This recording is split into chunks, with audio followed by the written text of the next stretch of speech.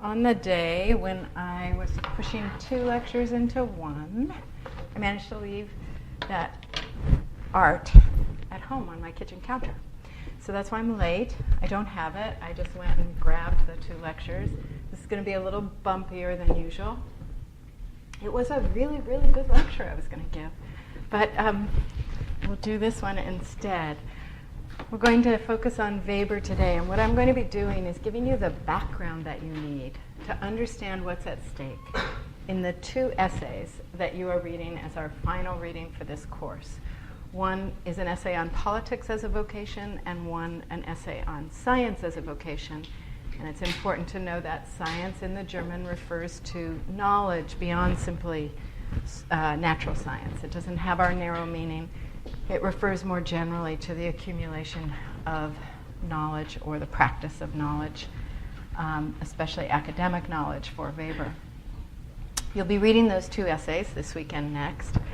And I'm going to today give you the background on in Weber's thought that will help you understand what is at stake in both of those essays. We start with Weber's life, as usual, and in some ways you could almost tell the story because it follows the usual contours of modern political theorists that we have read so far. Upper middle class origins, he was meant to be a lawyer, he studied but he never ended up practicing law, he began to suffer from repeated mental breakdowns. That's the story. If you can't keep straight which story is Mill's and which Bentham's and Tocqueville's or Nietzsche's or Marx's or Weber's, it's not your fault. Most were expected to study law. All either broke radically with their fathers, or their fathers died at an early age, or they imagined their fathers died. And each suffered either from a mental breakdown or from lack of recognition, or both. It's hard to know what to do with this common thread, except maybe there's a warning here. If you're thinking about law school and you're a little bit mentally fragile, you could end up as a political theorist. The particulars of Weber's version are this. He was born to a bourgeois household. His father was a politician in Bismarck. His mother was a religious liberal who ministered to the poor. And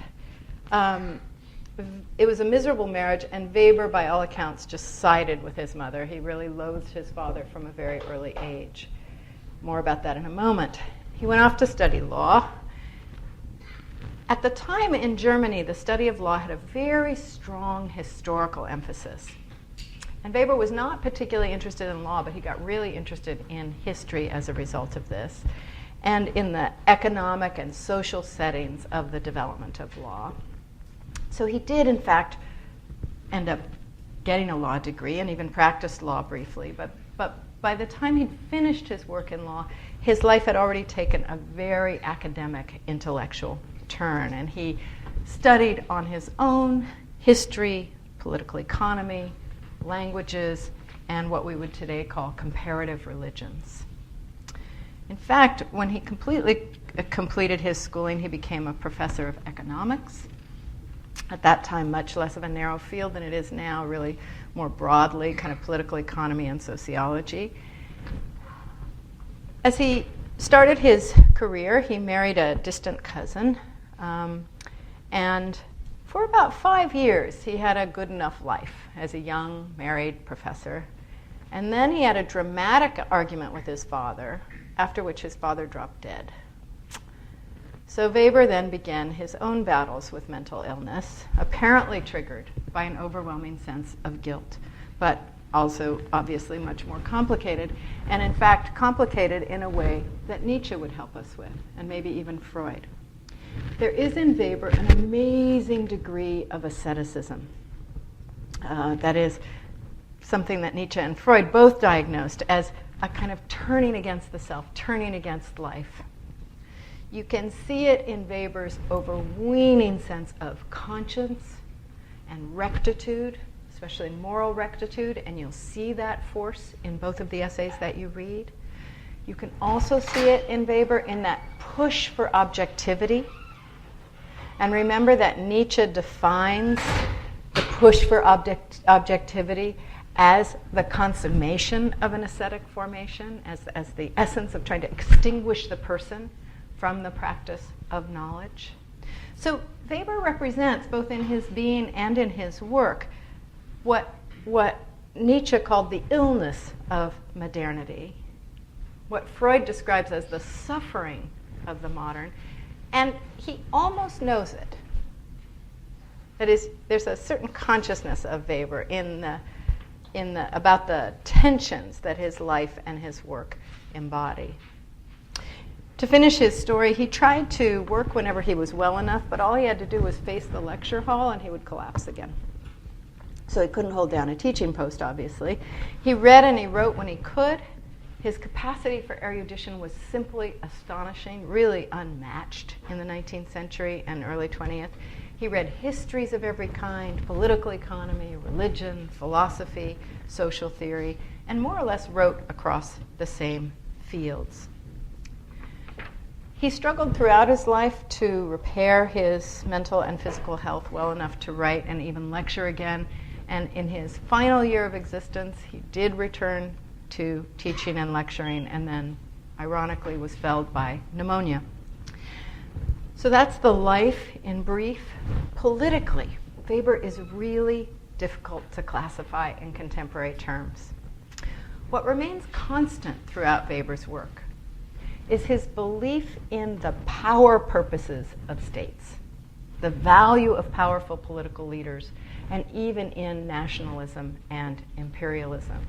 More generally, we could say what remains constant is his belief that power is the currency of politics. Ideas matter, ethics matter, and so forth, but power is its stuff. That said, he's not rigidly right-wing. He takes power to be the basic stuff and value of political life, and his critiques of Marxism, socialism, pacifism, are that they don't grasp this. They don't get, in his view, that the power instinct in man and in states is at the bottom of things. That said, Weber also sympathized with working class politics. And he certainly affirmed the value of constitutional democracy. So we have a curious mix in Weber, a mix we don't see very often in contemporary political life. His aspiration for Germany in particular was that it would not only be a constitutional democracy, but also make itself powerful and glorious, not bullying and dominant. And he recognized that the one could easily slide over into the other. And he was very clear that nation states should aspire to prestige, power, and glory, not simply to be bullying and overwhelming. I'm raising this because we have to ask of Weber, though we won't answer it at length, just what we asked of Nietzsche. How does his thinking fit into the development of National Socialism and fascism that would arise shortly after his death? Parts of Weber's work were indeed taken up by the Nazis. He wasn't as flamboyant and as openly or apparently anti-Semitic as some of Nietzsche's remarks were, but the nationalism is there, the call for German glory is there, and it was used by Nazis. But the larger question we have to ask is, again, the question about power politics. The emphasis on power politics that's coursing through the age and through a number of the thinkers that we've studied. With Nietzsche, with Freud, with Weber, we're in a kind of different orbit than we were in with Tocqueville, with Mill, with Bentham, even with Marx. That is, the increasing emphasis in these last three thinkers has been on the prestige and power of man, and in some cases of the state. And what's fading away is the preoccupation we immersed ourselves in the beginning of the course, in questions about the nature of democracy, justice, individual liberty, and ends. We're quite far now with Nietzsche, with Freud, with Weber, from the idea of achieving the greatest happiness for the greatest number, the governance principle of Bentham. We're quite far from the idea of individual liberty to pursue your own ends. That was the ideal of Mill. And we're quite far, of course, from the Republican virtue of participatory democracy that we saw in Tocqueville. There's lots of reasons for this, and I don't want to suggest that the reasons, as many people have suggested, are mostly German. And I'm going to try to return to this question next week when we do our final work on Weber. What I'd like to do now is note one last important feature of his work in general that we could spend weeks on. I'm just going to give you a very brief sense of it, namely Weber's commitment to objectivity, to science, and to what he calls a fact-value distinction, the importance of being able to distinguish facts from values, and the idea that you can keep facts and values apart. Weber is, as many of you may already know, often considered the founder, or at least a founder, not only of sociology, but of modern social science more generally. And one of the reasons he's considered a founder is that he believes that it is possible to engage in value-neutral, objective accounts of states, of societies, of human action, of relations of power, of forms of organization. He worked assiduously to achieve this objectivity, and you will feel it in the very quality of his writing. I'm not saying that he achieved such objectivity. Rather, it is the premise of his social scientific work. Now, I'm emphasizing this because the two essays that we're reading are often called his values essays. They are the essays in which he is telling you what he really thinks. So they are unusual. They're Weber telling you what his own values, what his own positions are. But even in those essays, you'll see the long wind-up to the question of what he really thinks in the form of an ostensibly objective presentation of the conditions of knowledge or the conditions of politics. What we have to do in grappling with this quest for objectivity is ask, first of all, what it does to what Weber is presenting. That is, he will present the world as it is, as a set of facts, that also has the effect of more or less making the world as it must be. That is, the commitment to objectivity or facticity in Weber also moves into a certain conservatism, a certain presentation of relations of power, existing forms of government, of domination, and so forth, as things that more or less must be the way that they are. That said, Weber, like Freud, will in the 20th century be seized upon by critical theorists to rework. Critical theorists, especially again those theorists of the Frankfurt School, will take hold of Weber's work, use the descriptions he offers as a diagnosis of what's wrong with reality. So just as that happened with Freud, we'll have another attempt at social science. Remember, Freud was also giving us a science of the psyche. We'll have another attempt at social science that will both be powerful in founding a field of psychoanalysis in Freud's case, the field of sociology in Weber's, but at the same time become an important resource for a critical opposition, critical theorists and activists. Okay, so that's really all I'm going to say about the question of objectivity and science and the fact-value distinction. I'm just wanting to mark it and note it because we're not going to be focusing primarily on that dimension of Weber, though you'll certainly see it in especially the essay on science as a vocation, and we will be grappling with it a bit there. All right, what I want to do now is really teach you a little bit about Weber's theory of types of rationality. And I'll do this by summarizing some work from a text that you're not reading called Economy and Society, where Weber gives us an account of three basic types of action and the rationality or reasoning that accompanies these three types of action. The first is affective, meaning referring to the affects, the feelings. action and thinking based on emotion, feeling. The second is traditional. Here, action and the reasoning that goes with it is based on tradition, custom, obedience.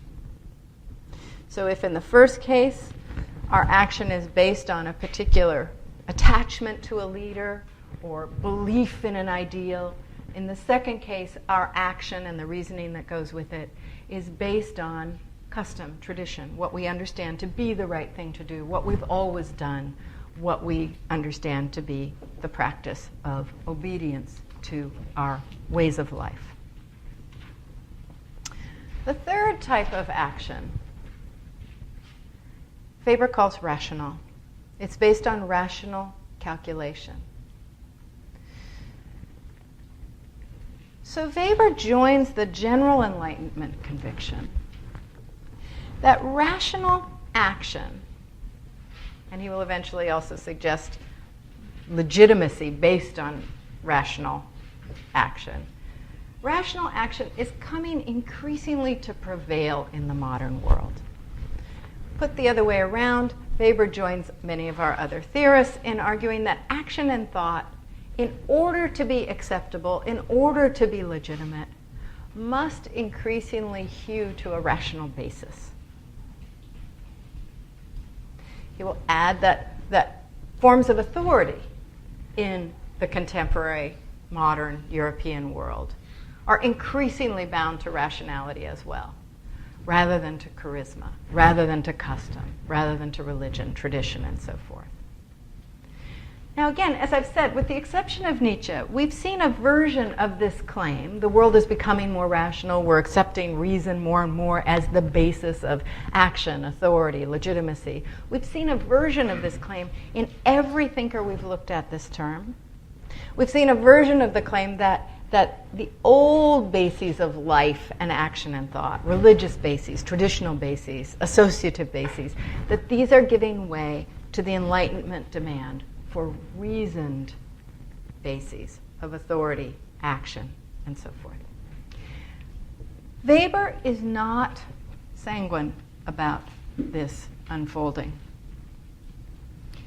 It's not that he objects to it in a deep way, and it's not that he simply laments the loss of older ways of life. Weber's insight, Weber's genius, I think, is to understand what a commitment to rational action and what a world dominated by rational action does to the world of values and meaning. And to rush to the conclusion, it not only empties the world out of values and meaning, but it will also create the basis for the most unprecedented forms of domination that the world has ever known. But to get to that conclusion, we have to go on our usual long walk. So first we need to go back to rational action, which Weber divides into two types, what he calls value rationality and instrumental rationality. So what are these? Value rational action for Weber is shaped by the constant commitment to a value, a rationally chosen value, but a value. It could be anything. It could be democracy. It could be fascism. It could be peace. It could be state glory. In value rational action, what is important is that the action itself is never separated from the value. That is, if the commitment is to peace, then one's actions must be peaceful. If the commitment is to democracy, all action must be democratic. That's value rational action. Instrumentally rational action is different because the value might still be peace or democracy or state glory or fascism or anything else, but the value doesn't shape the action itself.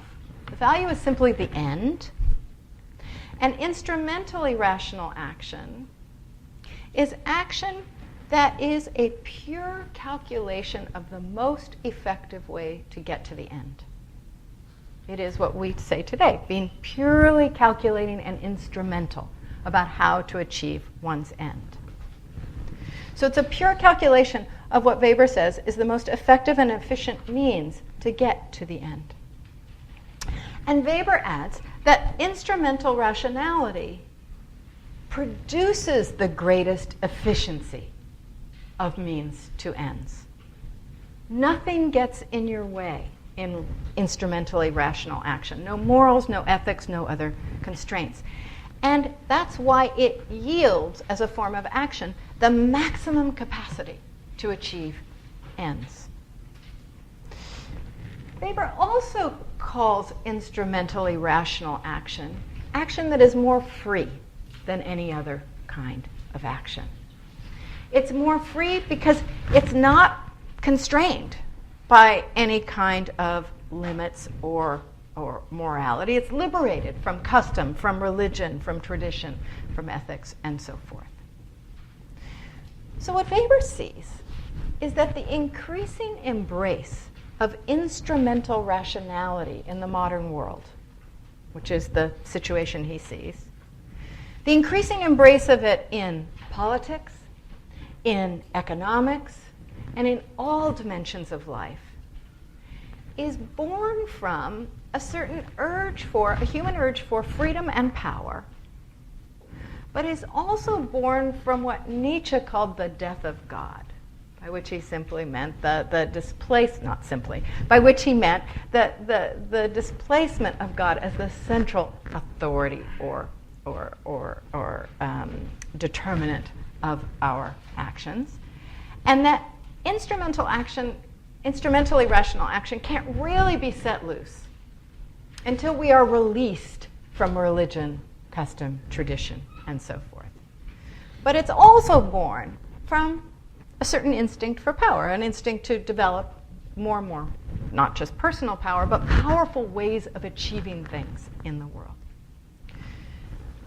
Now, what's going to worry Weber is not just that instrumentally rational action becomes ubiquitous in modernity and thus produces more and more of a kind of calculating and unscrupulous character in the world. What's really going to worry him is a phenomenon, I don't need to write it on the board, that he calls the process of rationalization. By rationalization, he doesn't mean what we usually mean. Justifying cheating on an exam because everybody else does, or any other kind of rationalization of an action. It's related to that, but it's deeper. Rationalization, as Weber introduces the term, refers to the saturation of the whole social, economic, political, and cultural field with instrumental rationality. What Weber understands is that affective and traditional forms of action simply can't hold their own against the power of instrumentally rational action. He understands that affective and traditional forms of action can't hold their form against the power of rationality more generally. As soon as you know, that as soon as somebody starts asking you a set of questions, why do you always do that ritual? And you try to answer, well, because I always have. And they start pummeling you with reasons. You come up empty after a while. All you're left with is, well, because we do, because I do. But it doesn't hold up against reason. Weber understands that those other forms of action and those other forms of practice can't hold up against rationality, but he also understands that value rationality can't hold up against instrumental rationality. So what rationality does in submitting everything to the power of reason and calculation is slowly kill off all other values. And thus what Weber understands is that what starts out as a pure instrument, instrumental rationality, it's an instrument for getting what you want. It's an instrument to an end. What starts out as an instrument of particular ends will eventually end up swallowing or swallowing or destroying those ends with instrumental rationality itself. So let's be clear. Weber's critique is not that instrumental rationality is immoral. Remember, he's value neutral. He's simply describing a world. His critique is that precisely because of its power, the power of instrumental rationality, and because of its amorality, not its immorality, its amorality, its indifference to morality, it will eventually destroy even the values to which it may have originally been harnessed. Instrumental rationality, he understands, eventually becomes all there is. Nothing else can stand up to its power. It will infect every domain of life, every activity, every vocation, every practice, every institution. It causes all ends or aims to be overwhelmed or subverted by instrumental means. Instrumental rationality won't stay subordinate to ends or values. Thus, for example, bureaucracy, which arises, he says, as an instrument of the state originally. It represents pure instrumental rationality. That's what bureaucracies are. They're instruments to obtaining ends. They eventually become their own ends. Or capitalism, which he understands as an instrument of wealth production to satisfy human needs.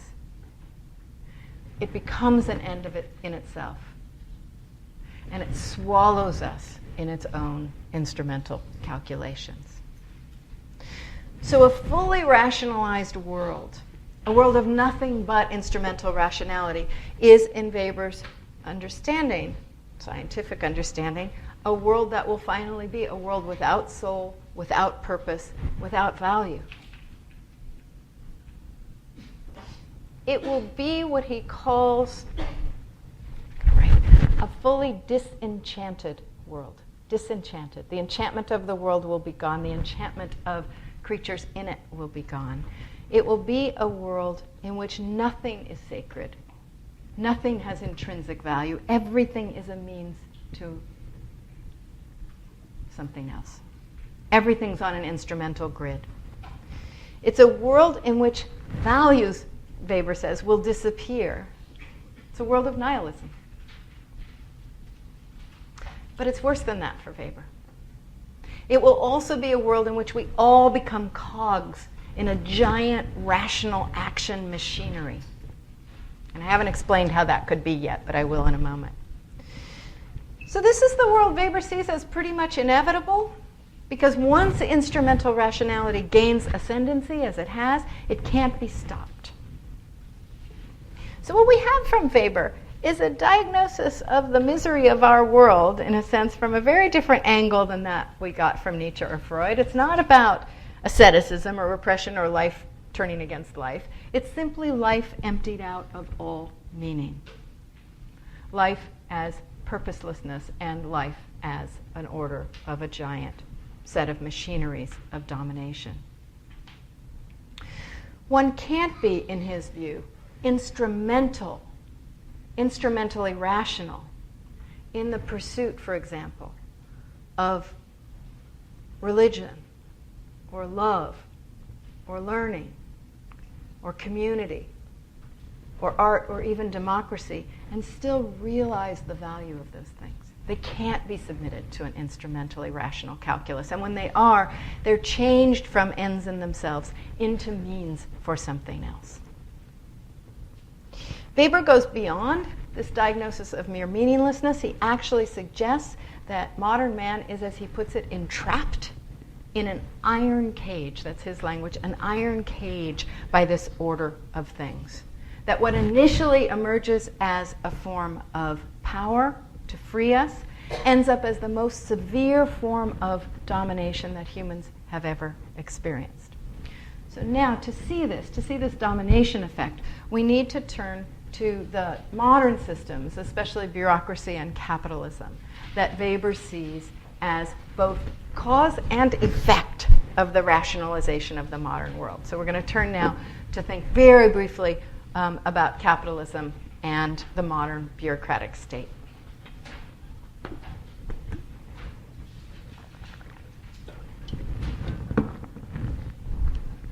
Weber learned a lot from Marx.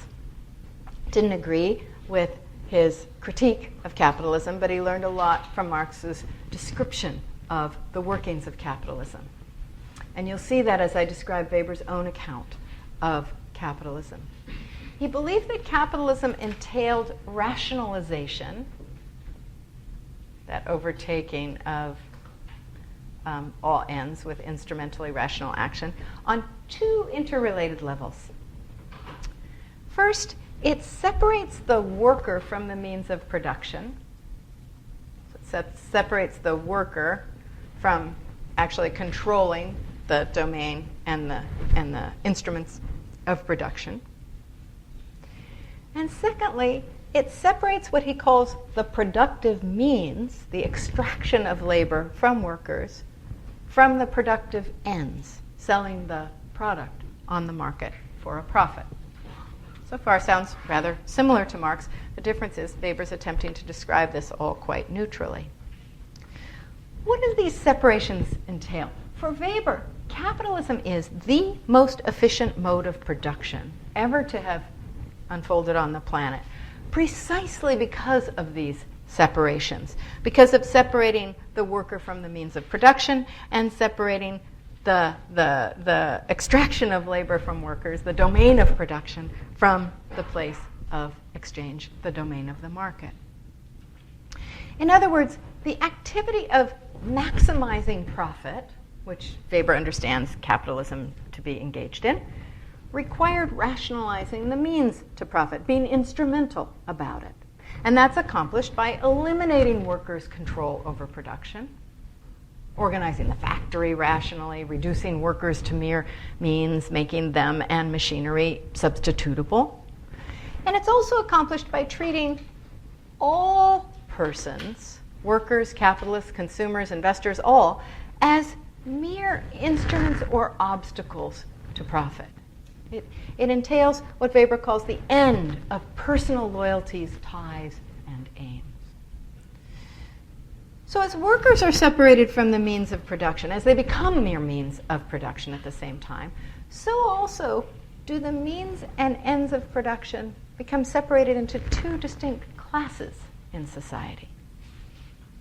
So Weber says rationalization in capitalism works at two levels. Technically, it involves simply rationalizing the mode of production and separating workers from their means of sustenance. But at a social level, it means reducing the masses, Weber's language, to means for profit maximization and forcing them to become instrumentally rational because they can't survive any other way. And forcing the masses essentially to become the means of profit generation, which is embodied or enjoyed in an altogether different class. So Weber is essentially describing the 99% as the means for the 1%. Now, here, though, is one of those places where instrumental rationality ends up saturating the whole project. Because Weber thinks capitalism emerges as an unprecedentedly powerful system of producing wealth and producing stuff for human needs. But the instrumental rationality that capitalism employs, a rationality which separates means from ends everywhere, ends up as a mode of production that enslaves all. What Weber tells us is that it's designed, capitalism is emerged and designed as the most powerful system ever for dominating life conditions. Again, you can see how much he gets from Marx here. But it becomes a system that ends up dominating life itself, not just life conditions. It dominates life itself. It dominates the capitalist as well as the worker with purely instrumental rationality or calculation. Put another way, Weber understands that once capitalism really gets up and going, it becomes its own end. It becomes the end of the end or the value of everything. The health of the nation is measured by the health of the economy, which means levels of profit, investment, employment, inflation, etc. It's not measured by human well-being or satisfaction or quality of life. Does this mean Weber opposes capitalism? No. He's a scientist. Remember, he's just describing. Now, if we move, and I'm giving you very brief accounts of this, from capitalism to bureaucracy, that other giant machinery of domination that worries Weber, Weber argues that bureaucracy is simply born as the most efficient political machinery to exercise domination on the face of the earth.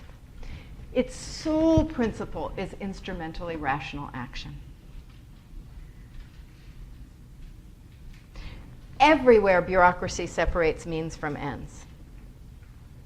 The bureaucrat, indeed the bureaucracy itself, is nothing but a means. It's supposed to be completely separated from the ends it serves. So bureaucracy serves capitalism or serves the state or serves the university, but it doesn't presumably comprise its aims. It's just an instrument. It separates persons from functions. It separates functions from overall ends. So we have means-end separations all over the place, the sign of instrumentally rational action. The problem, of course, is that, as Weber tells the story, bureaucracies like capitalism come to take on a life of their own. They come to be forms of domination of their own. And bureaucratic rationality comes to be the mentality that ends up, as it were, governing the state or governing the university or governing the corporation rather than the other way around. So the radical depersonalization of bureaucracy on every level that makes it so powerful also is what comes to organize human life everywhere. So the picture we've begun to glean, and there's much more to say about Weber on bureaucracy, but the picture we've begun to glean is that for Weber, the completely bureaucratized state and the completely bureaucratized economy means that rationalization, the elimination of substantive values from life, has already gone quite far.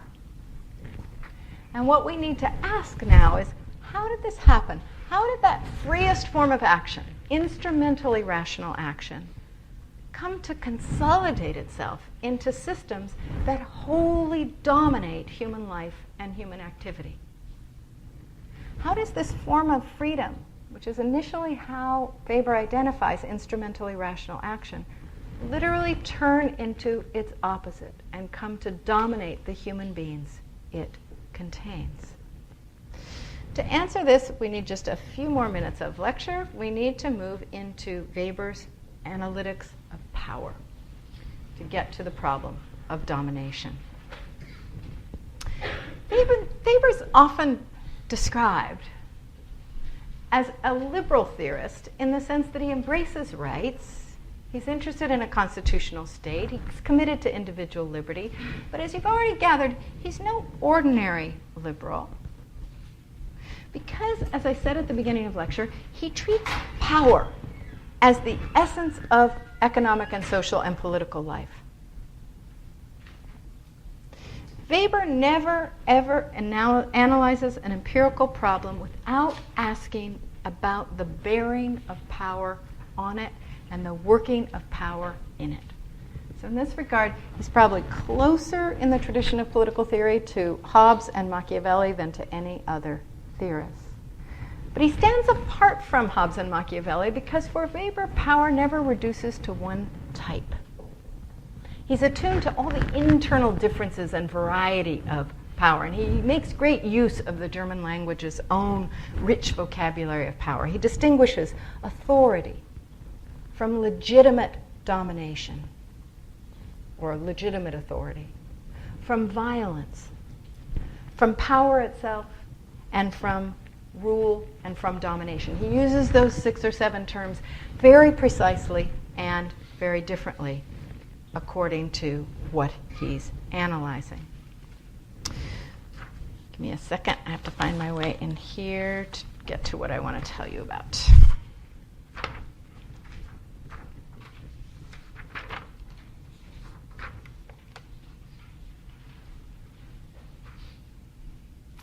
In Weber's view, all political life is something like an order of domination, a system of domination. You can't have domination in Weber's understanding without 2 other elements, namely violence and authority. It's interesting to contemplate that fact because for many other theorists, you only need one or the other to make political power sustained or continuous. Indeed, for many theorists, wherever there's authority or legitimacy, you don't need violence.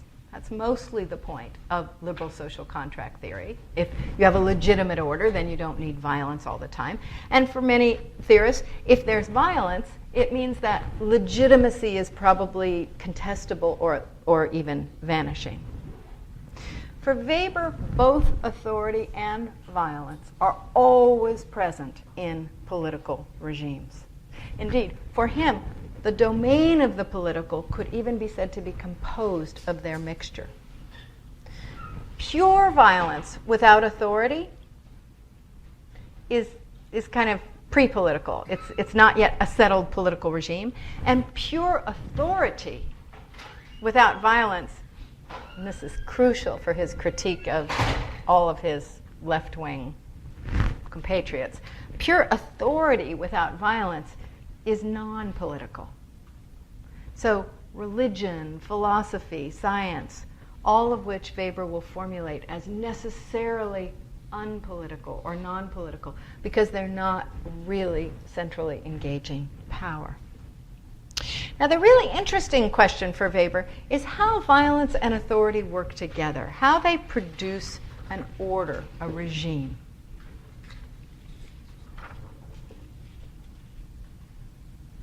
What Weber understands about political orders is that they always consolidate, as I've suggested, violence, authority, and legitimacy as institutions or systems. So a state structure, Weber defines, for example, as a relation of men dominating men, a relation supported by means of legitimate violence. So watch all the words in there. A state structure is a relation of men dominating men, a relation supported by means of legitimate violence. A capitalist structure he defines as an order designed for meeting the needs of human beings in the most rational fashion possible that also commands routine acts and behaviors of all. So domination is the systematization of elements of rule, of power, of knowledge, authority, and violence. The systematization of all of those things into a regime that exceeds any of these elements by themselves.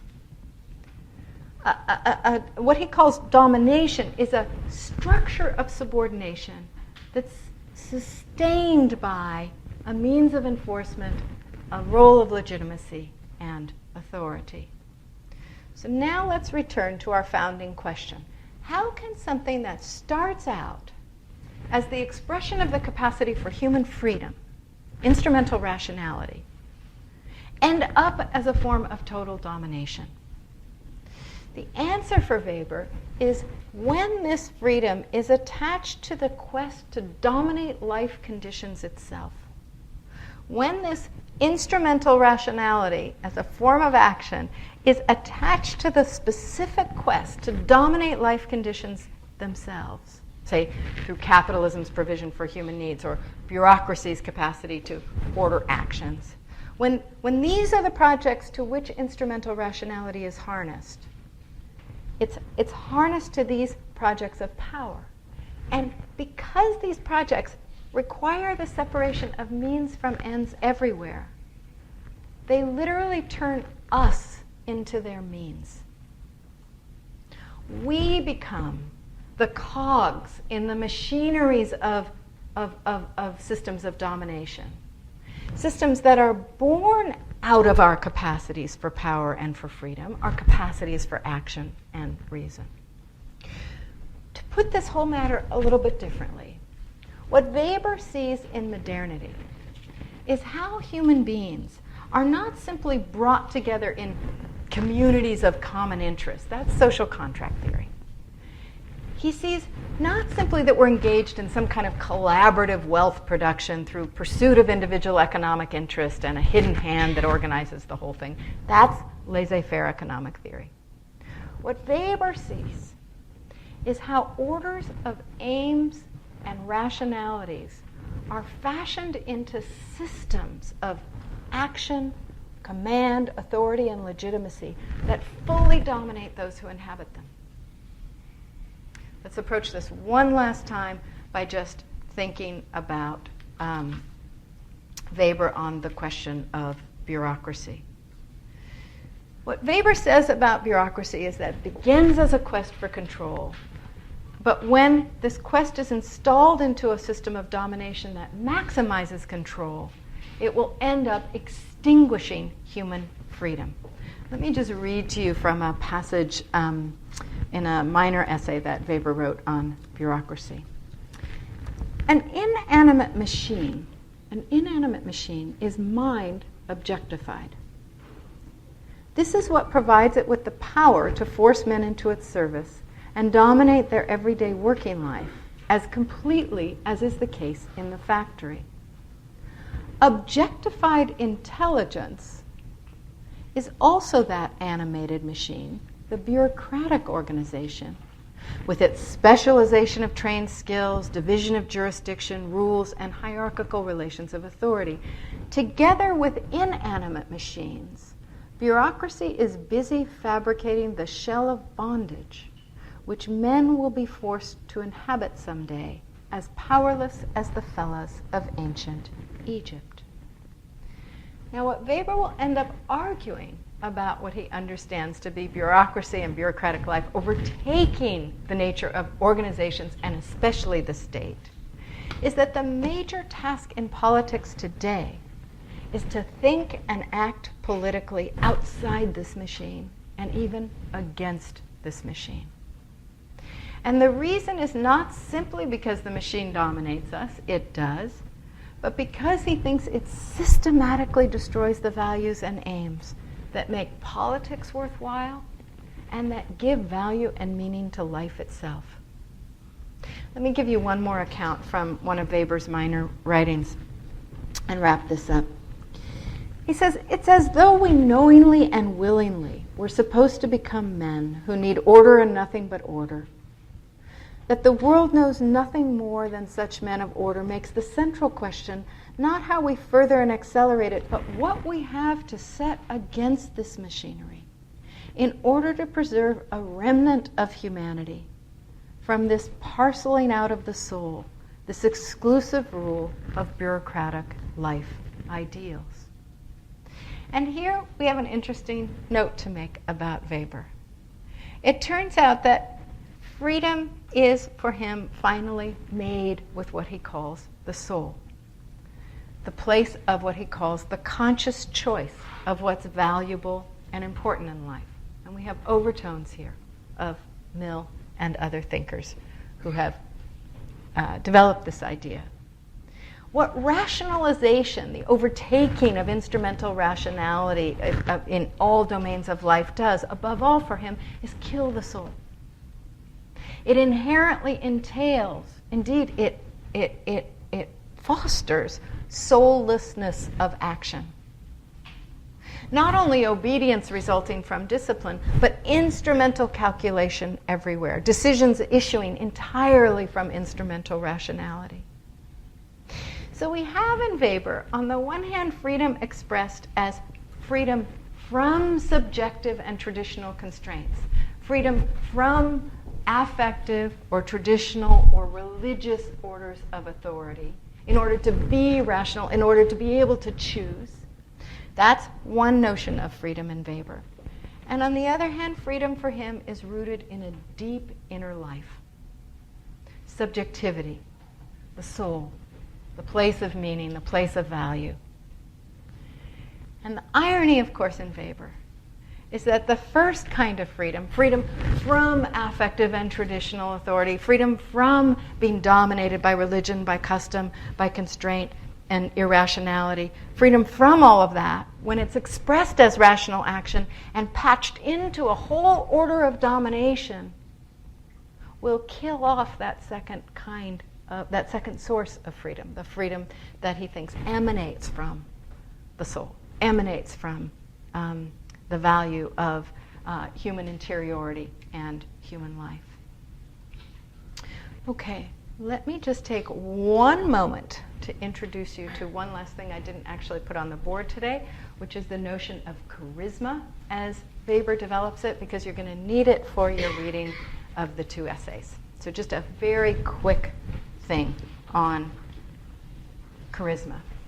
So I've given you these accounts of rationality or action. Weber also uses roughly this type, this tripart typology to talk about three kinds of authority. And the difference is, instead of talking about affective authority, in the first case, he talks about charismatic authority. So we have charismatic authority, traditional authority, and what he will call rational legal authority.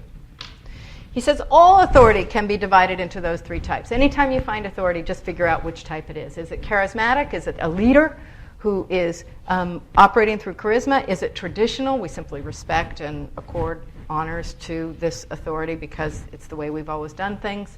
Or is it rational legal? Is it based in a principle of law and not necessarily justice, but is it based in a principle of law or rule? He's really fascinated by charismatic authority for several reasons. First of all, he knows it's first in the order of history itself. All authority, he thinks, is charismatic in the beginning, even parental authority. So he's fascinated by it for that reason, but he's also fascinated by the fact that it's creative and productive, not just for the charismatic leader herself or himself, but in its effects. And he's fascinated by it because he understands it as the absolute opposite of rational legal authority. It's the opposite of the way rational legal authority is instantiated in the modern state or modern bureaucracy. Charismatic authority is not regularized. It's not orderly. It's not departmentalized. It's not jurisdictionally confined. It's not about rules. It's not about functions. It issues from what he calls inner determination and inner restraint. Inner determination and inner restraint of the leader herself or himself. It lays its claim, he says, through the imputation or imputing of gifts or magical powers to the charismatic leader. We imagine the leader to be capable of all kinds of things and having a special power or set of gifts. Remember it's hard to remember it now, but remember the response to Obama when he first burst on the political scene. That kind of imputation of powers and gifts and capacities and hope and future and redemption is what Weber's trying to get at. So it lays its claim through imputing gifts or magical powers to the charismatic figure, and it's conferred through performance and recognition. The leader has to perform and the followers recognize. So the charismatic figure performs his or her magic and expresses a compelling mission, and the followers recognize and respond. Again, that's just the opposite of authority based on rules and functions and orders and rationality, reason. Weber says at one point, charisma as a creative power recedes in the face of domination, which hardens into lasting institutions. Charisma as a creative power recedes in the face of domination, which hardens into lasting institutions. So he's letting you know that it can't last as an enduring form of domination, what we just visited in thinking about the modern state or modern capitalism. It doesn't work there. And it doesn't work, as it were, over successors and generations and so forth. Charisma is a form of power and authority that is destroyed by institutionalization. There is, in fact, for Weber, no such thing as purely charismatic domination. There's charismatic authority, but not charismatic domination. There can be a charismatic ruler wielding an instrument or machinery of domination. So Hitler wielding a bureaucracy, or Roosevelt wielding a welfare state, or Osama bin Laden, or Obama, or even Gandhi, or Nelson Mandela. Any of those characters can be wielding an instrument of domination, but the charisma itself is not the domination. It works apart from it. And that's what you need to bear in mind as you read Politics as a Vocation, because Weber is going to be calling for the importance of charismatic leaders to contest or put an interval between machineries of domination and some other kind of purposes and hopes and possibilities in political life. Okay, let me stop there and see what you want to ask about, because I moved through a lot of material very quickly.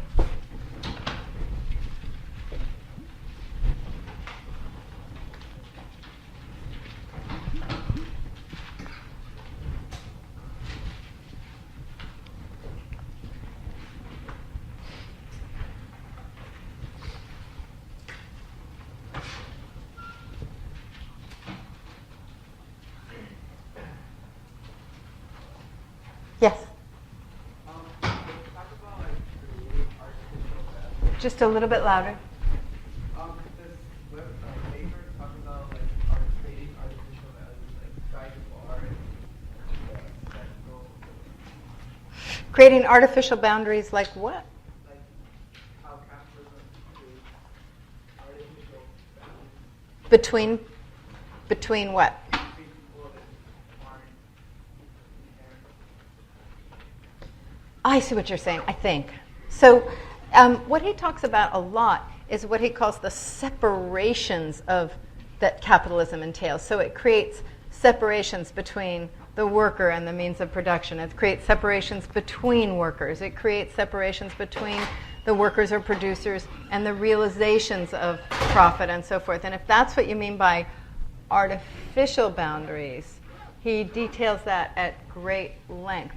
He also talks about the importance in capitalism of destroying personal connections for the machinery to work. In other words, that you cannot have in capitalism a set of systems of a world of fealties and personal obligations and commitments and entitlements. That it even if those are there, they will be destroyed or compromised by capitalism, because it works through dividing us all from the means of production, the realization of profit. It's a spectacularly powerful system in Weber's understanding, precisely because it breaks up all of those connections. And if you think about all the dramas that are based on sort of Godfather-like scenarios where there are personal fealties, but they're constantly being destroyed or interrupted by money or profit or other such things. Weber would offer you the diagnosis of that kind of thing. But did I get at your question? More or less? Okay. Yeah? You mentioned that religion, philosophy, science weren't a system of domination. Yeah. Okay. So what I said is, Religion and philosophy and science are, for Weber, sources of authority in life. But they are not, for him, mixed with other elements that are crucial in politics. Violence, domination, let me just leave it at those two, even action, but most importantly, violence and domination. So what he thinks is the mistake of figures from Plato to Gandhi is that they are imagining that you can have in politics the prevalence of truth, a religious truth, a philosophical truth. We could add other figures in who might fantasize about the possibility of solving political problems with simply a regime of science. Even Hobbes flirts with that a little bit. The problem with all of these theorists is that they're not, or thinkers, is that they are not getting at the fundamental fact of politics, which is that it integrates or combines power, violence, rule, authority into systems of domination. Whereas science and philosophy and religion for him are orders of ideas or truth. He's even willing to grant them truth, not just science, but religion too. That the moment they begin to engage with political elements like violence, enforcement, domination, they've compromised their truth. They no longer stand as authorities. They lose their authority when they touch politics. But put the other way around, he thinks that those who wish philosophy could rule or religion could rule are in a fantasy about political life. They forget that its fundamental currency is power. Yes, it needs legitimacy. Yes, it needs authority. Yes, it has to use violence. But its fundamental currency is power. And the fundamental currency of these other things, religion, philosophy, science, is simply truth. So it's a really important question that you ask, because you'll see him in Science as a Vocation arguing for the radical separation of the pursuit of knowledge and politics. The radical distinction between political life and knowledge. And even arguing for the importance of, therefore, keeping politics out of the classroom, and in turn, keeping the pursuit of truth out of politics. So he will not argue that politics is about battle. It's about contestation. It's about forms of domination. And he's not only saying it's about ugly forms of domination, but it's about forms of arranging political life, human life, and these other things, religion, philosophy, science, are about truth. Yes? Does this operate on a public-private split? Because it's making me think about domestic violence. So, interestingly, it does not operate on a public-private split. For him, it operates on a knowledge-politics split. The split is between orders of truth and the pursuit of truth and the pursuit of knowledge on the one side, again, whether it's religious or philosophical or scientific or social scientific or anything else, and the order of politics on the other. So there's good reasons for you to be having that association to the question of domestic violence, but he is not, that's not what he's doing. He's not making a distinction between public and private. It's a distinction between knowledge and politics. I hope you have a wonderful break. I will see you on Tuesday. Let's go ahead and get going.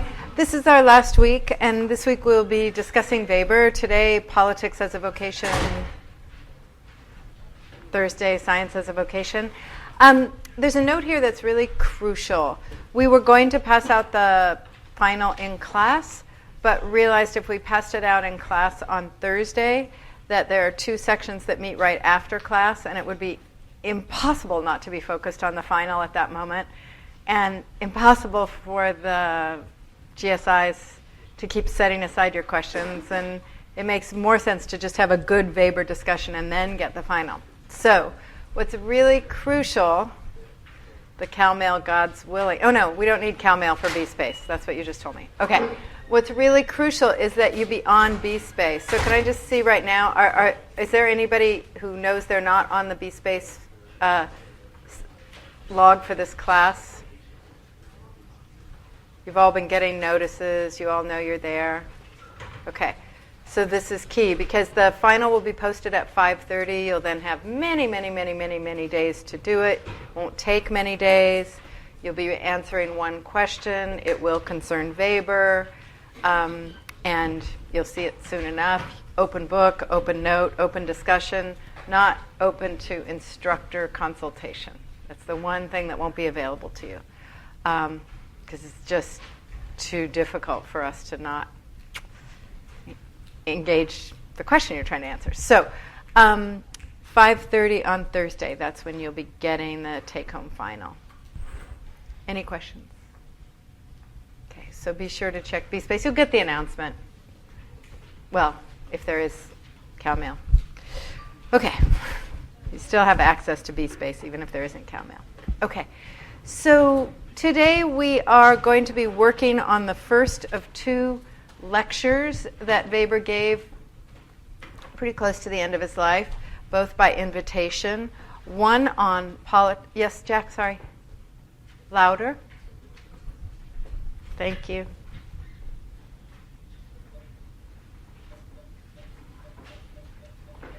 Okay, is that better? Yes. Okay, thank you for telling me. The two lectures that Weber offers, one is on politics as a vocation. The German word is Beruf, and he really means vocation, as we'll see, not job, not career. He really means Beruf, a calling, and in both cases.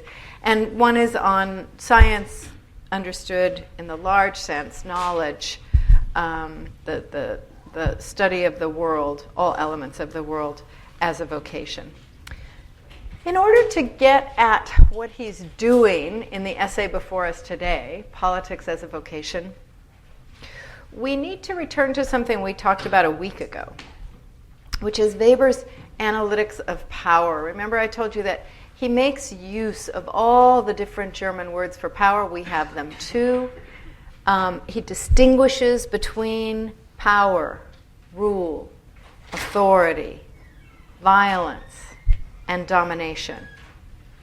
And it's this last term that I want to focus in on a little bit today because it helps us get at what Weber's trying to set against the contemporary age in developing what he calls the charismatic leader, or at times the sober political hero in Politics as a Vocation. So let's focus in on domination a little bit. What does Weber mean by it? He does not simply mean oppression. We tend to use those terms sometimes interchangeably. Rather, for Weber, domination is the expression of a structure. It's when power and authority and violence and rule all come together in a structure and mobilize everyone in the structure, mobilize and organize the conduct of everyone in the structure. I'm going to say this several different ways. So domination is not for him simply the enactment of power by one group on another. It's not simply the rule of law. It's not simply a legitimating discourse or authority. It's not simply violent policing. It's all of these. All of these integrated together in such a way that they act continuously on everyone. That's why he refers to domination always as a structure of domination. It has all of these elements that gather us together and organize us in a particular way, produce a particular kind of rationality, a particular kind of legitimacy, and a particular kind of social action. So I'll put the same problem another way. What Weber understands about political orders is that they always consolidate the various elements of political life: power, violence, authority, legitimacy, rule. They always consolidate all of those elements as systems or structures.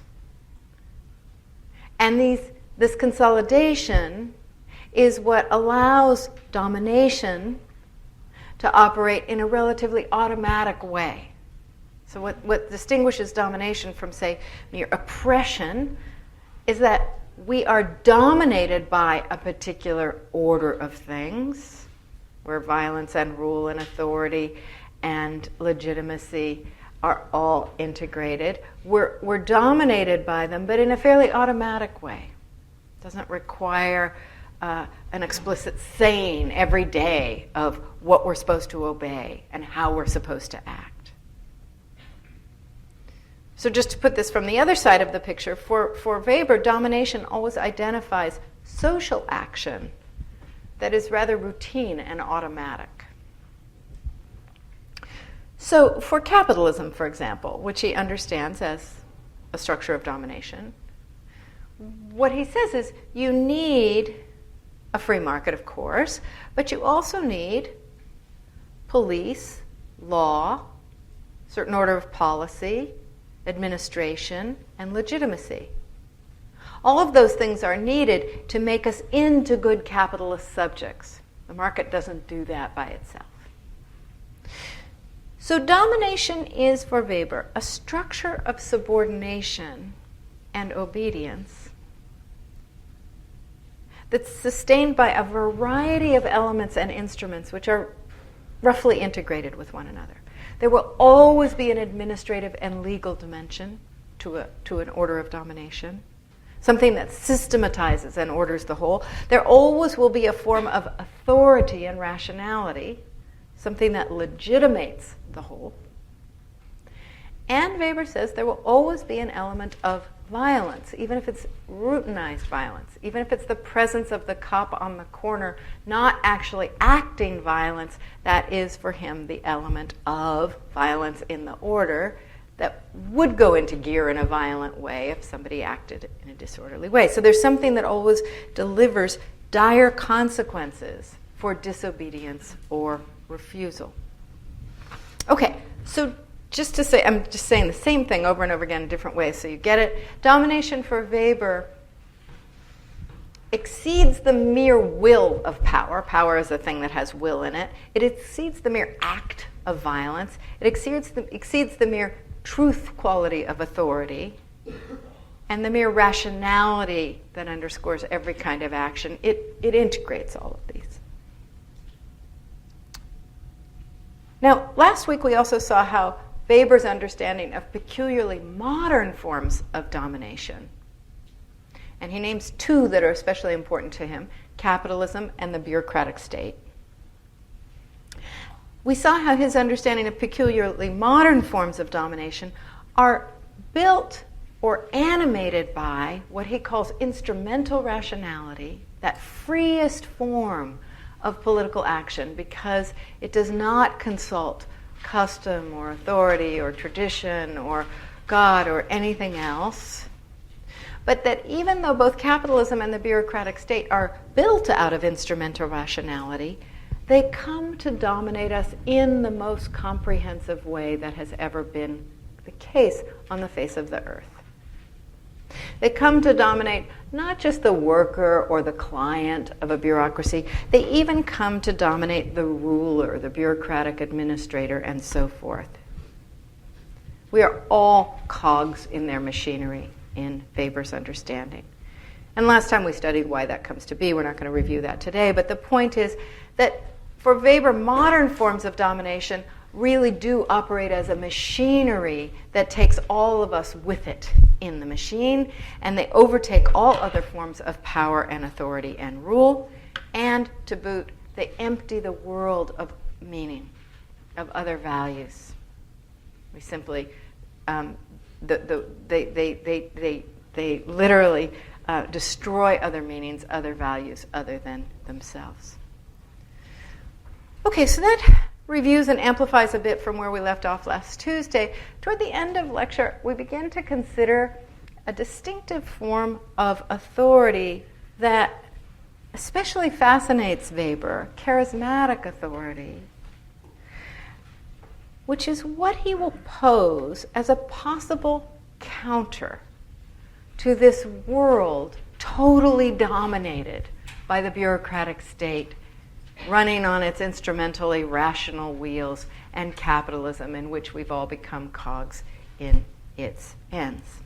So Weber's going to pose as a counter to those modes of domination charismatic leadership.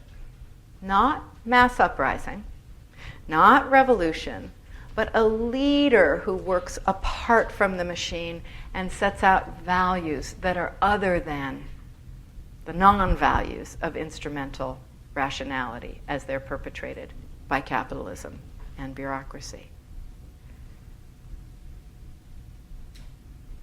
So Weber's going to set out charismatic leadership as both that which has the capacity to literally inspire or lead mass society, but also has a cause, a purpose, a value, sets out a cause and a purpose and a value, which is precisely what modern forms of domination are destroying.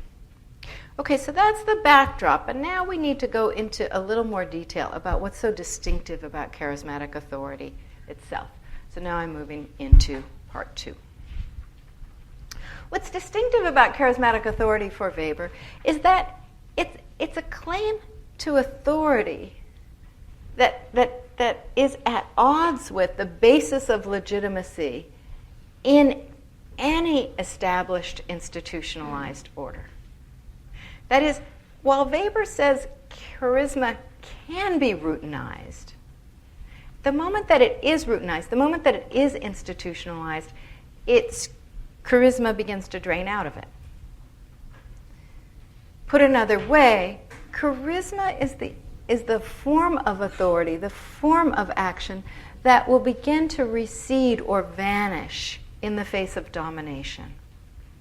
It can't harden into lasting institutions. Now, this means that in some sense, the charismatic leader is always something of a revolutionary, not necessarily a left-wing revolutionary, and not necessarily a revolutionary who plans to lead a revolution. Rather, in some way, the charismatic leader is always setting herself or himself in opposition, conscious opposition, to some established aspects of the society in which that person is working. Even if it's just in opposition to the Washington viewpoint, or even if it's just in opposition to politics as it's ordinarily conceived. The charismatic leader represents emancipation from routine, from everydayness, even from the present. It always has what we might call today, for Weber, a spiritual dimension. And it always has something of a vision. Now, this already tells you, Weber's not describing charisma as we might talk about it today, like, oh, Johnny Depp has charisma. That's not what his point is. His point is about a very specific kind of charismatic authority or leadership that isn't simply, kind of attractive and appealing, but is leading somewhere. So he's stipulating the definition of charisma in this way. Importantly, charisma is never merely procedural or administrative. It can't be. It's always going somewhere. It's leading somewhere. And this is the feature of it that is crucial to understanding why Weber seeks to resuscitate it in the modern age. The modern age, he knows, is killing it. He knows that rational legal authority and contemporary forms of bureaucratic domination are not generating it and are not particularly appreciative of it. He also knows that the modern period is so bound to rational legal justifications of things. We always want to know procedure and have transparency and so forth, that we're ambivalent at best about charisma, if not, frankly, suspicious of it a lot of the time. But he understands it as the only serious counterforce to politics by administration, bureaucracy, and machine. But we'll take that up shortly. And he also understands that in the modern age there's huge pressure toward just converting charismatic authority into rational legal authority as quickly as possible. And one could think about Obama in this respect.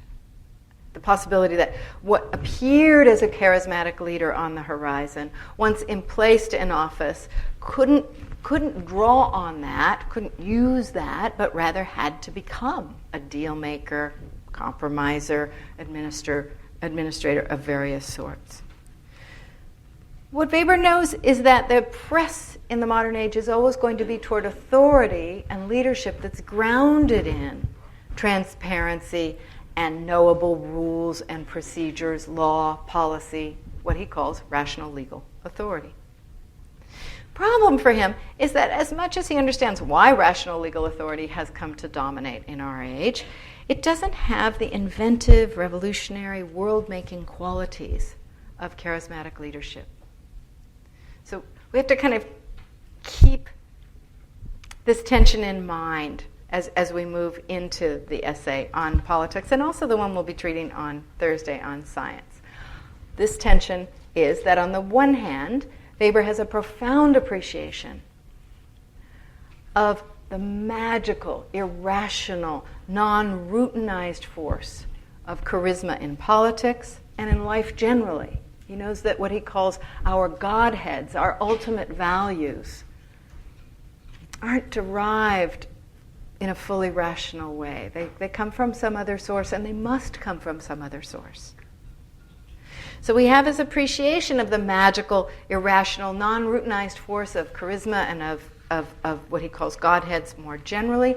And on the other hand, we have in Weber an absolute commitment to science as objectivity, to order and systematization in knowledge and in politics. We have an absolute commitment to all the things he refers to as disenchanting the world, taking the magic out of the world, reducing everything in the world to what is knowable, calculable, deployable, instrumentally useful. His commitment in the second move is to things that will ultimately kill charismatic authority and even eliminate our very desire for it. So we have to keep that tension in mind. It's a tension in Weber, but he thinks it's a tension in our modern world, that our modern world has come to celebrate enlightenment, reason, science, objectivity, as it rightly should, but that very affirmation, that very celebration is slowly killing the very possibility of values themselves. Okay, now in Politics as a Vocation, Weber considers charisma not so much in relationship to its followers, like why are we attracted to it or how does it work on us, but rather he considers it, as he hasn't considered it in any of his other work, in relationship to what he calls its inner components. What's it made of? Now he's doing something weird here, because he's trying to discern something of the composition of a quality that can't be reduced to rational elements. He knows that charisma, charismatic leadership, has something of an ineffable quality, an indescribable and ungraspable, unmasterable quality. Can't be reduced to its elements. It can't be objectified, can't be studied systematically by science, but Weber, the scientist, is nonetheless going to try to do his best to do so. But he has to try to grasp its content for a particular reason. He has to try to figure out how to explain to us or to his audience what it is about charismatic leadership that is different on the one hand from a leader of an administrative machine, what would be the best, what we would call today maybe a policy wonk, and on the other hand, how to distinguish it from what he calls a revolutionary who has the quality of excitation, of glamour, that is not really a serious, sober, responsible, charismatic figure. So he's trying to draw a very particular portrait of the charismatic figure, the charismatic politician, who can seriously contest with the machinery on the one side, but not simply go over to a kind of romantic political fervor on the other that he considers to be dangerous and destructive.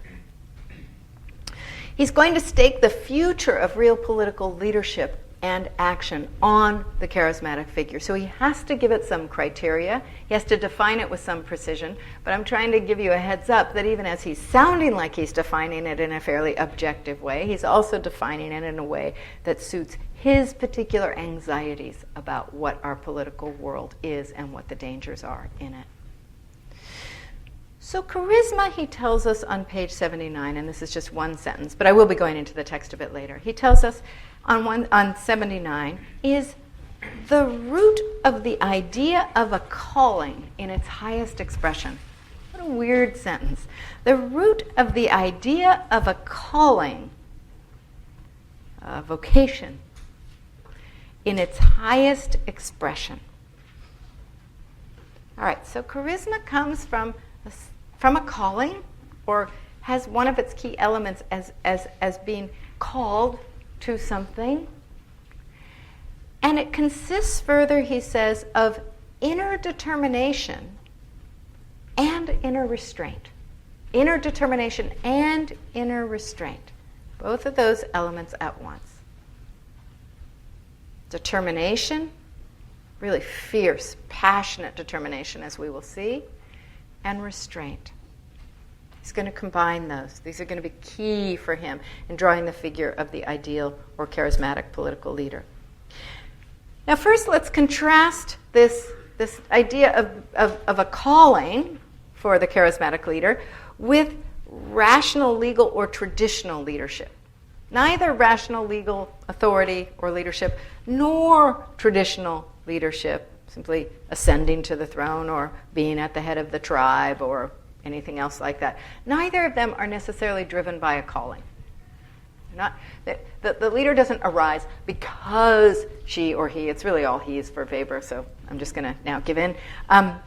Is another one with really interesting stuff there, because he's very conscious, very, very self-conscious, actually, about a certain masculinity appropriate to politics. And also he's aware of the tragedy in that, but that's another class. So for Weber, he says the only the charismatic leader, as opposed to the rational legal authority type or the traditional leader, only the charismatic leader lives for his cause and strives for his work. Lives for his cause and strives for his work. So again, we're not just talking about some random charismatic figure here. Charisma defined as just being unbelievably appealing to other people.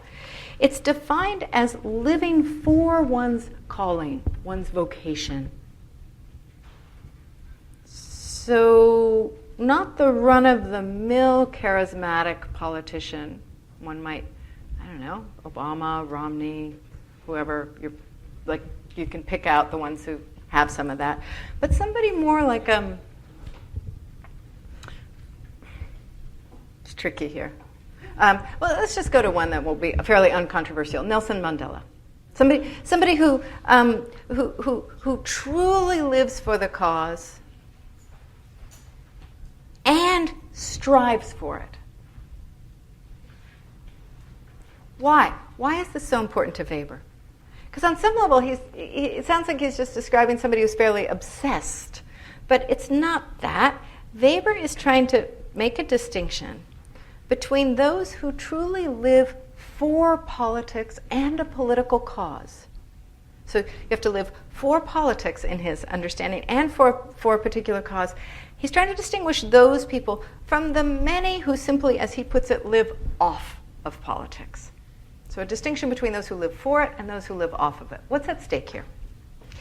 What Weber knows is that in the contemporary order of things, almost the vast majority of those in politics in one way or another, from staffers to administrators to EPA heads to UN functionaries to whatever, most of the people in politics live off of it. That is, they literally make their living off of it. It's their job.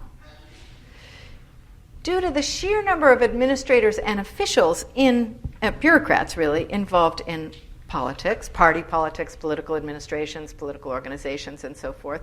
But this is also due to what we learned from Tocqueville to understand as the kind of growing equality of conditions, where more and more people in political life are in it as middle-class folks or roughly middle class, and need the work. Now, what Weber is up against here, as Tocqueville was, as Mill was, continuing this theme right into the 20th century, is the problem of a disappearing, or now disappeared, educated, leisured political class. Why is this so important to Weber? He's searching for a cadre of political actors, an order of possible people in politics whose private interests won't drive their public interests. And we saw that in Tocqueville, and we saw that in Mill, and we saw that in others.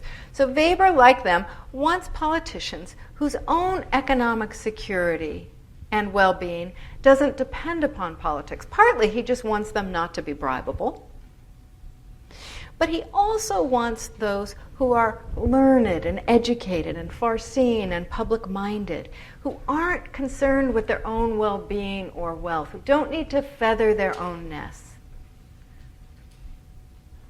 Paradoxically, that means they must be wealthy enough to be able to not have to worry about anything other than their political cause. Now, Weber is a smart guy, and he knows that that's a problem. He knows that wealthy people will come to politics with their own interests. But what he's trying to do is detach involvement in political life from the literal question of livelihood. He wants vocation, the vocation for politics, the calling to politics, to be distinguished from job. He wants it to be a calling, an end, a thing you really passionately care about, what we today call a public servant.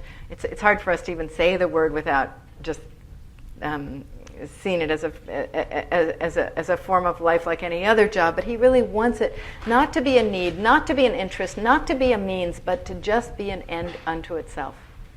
And remember, from what you've already learned about Weber, it's really hard to have that in the modern time, where everything has been submitted to instrumental rationality.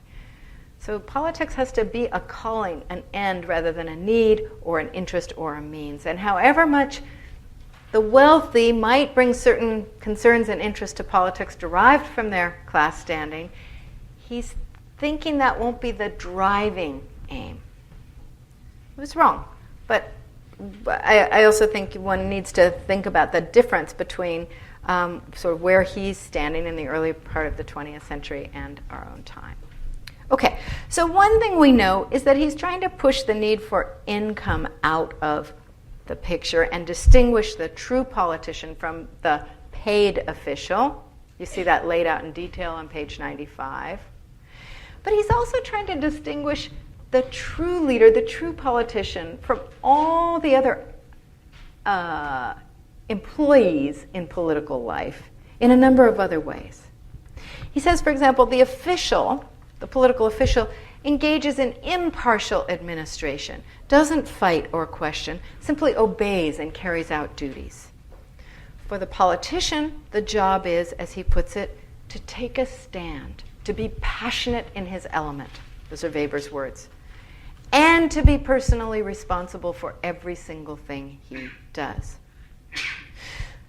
Now, Weber thinks both officials and political leaders are important in political life, but he's trying to get them separated. He thinks mixing them is a disaster.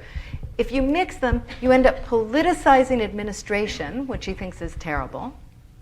And on the other side, you reduce political leadership to the ethos of the official. Someone who stands up and gives accounts of things according to timelines or things that have gone right or things that have gone wrong, rather than really standing up and taking full responsibility for whatever they did and didn't do. And for the most part, he thinks this mixture of officialdom with politics is the fate of our age. It's what's made politics unattractive, in his view. It's what's produced what he understands machine politics to be all about. It's what he understands democracy more generally to have produced.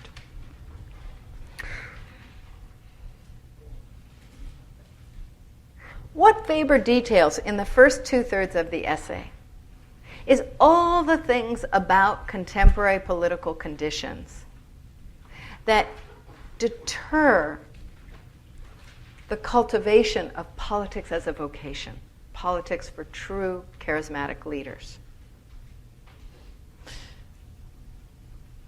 He concludes on 114, there's no bright future for politics as a vocation. Why? Because politics is so bureaucratized, so commercialized, so corrupt, but also because of the effect of mass parties, the masses themselves. Essentially, the loss of a class available for political life and the loss of the very value of political life in modern democracy. But then, against all of these odds, Weber turns back to his developing portrait of the ideal political leader and starts to try to fill in that portrait. Now, before we go further, I want to note something about the difficulty of vocabulary here and the way it expresses something that Weber's up against. We don't have a good word for what Weber is trying to describe in the charismatic political actor. He's trying to describe a sober, mature devotee to a worthwhile and passionate political cause. So a sober, mature devotee to a worthwhile and passionate political cause, and who also is willing to lead on behalf of that cause and be a visionary for it. We don't have a word for this. If we say what Weber's describing is his ideal politician, we run into the fact that the word politician is a largely degraded term today. It's largely suffused with negativity, or at least negative connotations. If we use the language of political leader, we either are up against the fact that the degraded conditions of politics make us not really believe in political leaders, or we're up against a democratic conceit, which is that we don't like to think of ourselves as being led, because leaders imply followers. So politician doesn't work for what he's talking about. Political leader doesn't work for what he's talking about. Political activist, it's too zealous for what it sounds too zealous, not sober enough, not responsible enough for what Weber is after. Political actor tends to make us think of Berlusconi or Ronald Reagan or other moments of high performance in politics. Connotes our suspicion that politics is largely acting in the theatrical sense. We don't hear the word action in the term. Rather, we tend to think of the staged event where the backdrop is planned, the speech is highly scripted, and so forth. So I'm running through this vocabulary difficulty because it's really important to bear it in mind as you read the last third of Weber's text. He's trying to conjure something he believes is almost lost to history, that is almost gone as a possibility from modernity. And if our very political lexicon is an indicator of the possible, we've literally lost the language to try to conjure what Weber is drawing. The dignified, responsible, largely egoless, but visionary, passionate, insistent political leader. That's what he's trying to draw. We can point perhaps to some examples. I named Mandela, maybe Martin Luther King, maybe Cesar Chavez, Gandhi, Desmond Tutu. What's telling is none of them were actually in positions of political power in an official sense. And Weber, at the very beginning of the essay, tells you the political is today largely confined to the state. So we're talking about people in or leading the state. Okay. Now we need to turn a little more directly to this portrait that he's trying to draw. We're going to turn to this phrase that he uses, the warm passion and cool sense of proportion that he's trying to put together in the ideal political figure. We need to start with what Weber tells us makes politics worth entering at all. So I'm going to read from the very top of page 115. He asks us, after he's talked about all the reasons that politics is such a drag for thoughtful, intelligent leaders today, why would one enter it in the first place? What are the inner enjoyments, he asks, that this career can offer? And he says at the top of 115, well, first of all, the career of politics grants a feeling of power. The knowledge of influencing men, participating in power over them, and above all, the feeling of holding in one's hands a nerve fiber of historically important events. Okay, a feeling of power, a knowledge of influencing men, participating in power over them, and holding a nerve fiber of history in one's hand. This is really the key motivation. The political actor worthy of the name, in Weber's understanding, must desire this kind of power, not just domination over others, not just the thrill of being in office, but having power over the course of history itself. It's this turn from power or rule to control over the course of events more generally that also is going to shape the demands on a political actor. It's going to, as we see, mark the turn from simply having power and using power to having to be responsible. It's also going to distinguish the worthy political actor from the merely egotistical or vain or dangerous one. Watch as Weber, over the next few pages after he's introduced this idea, makes clear just how difficult it is to fashion this kind of character.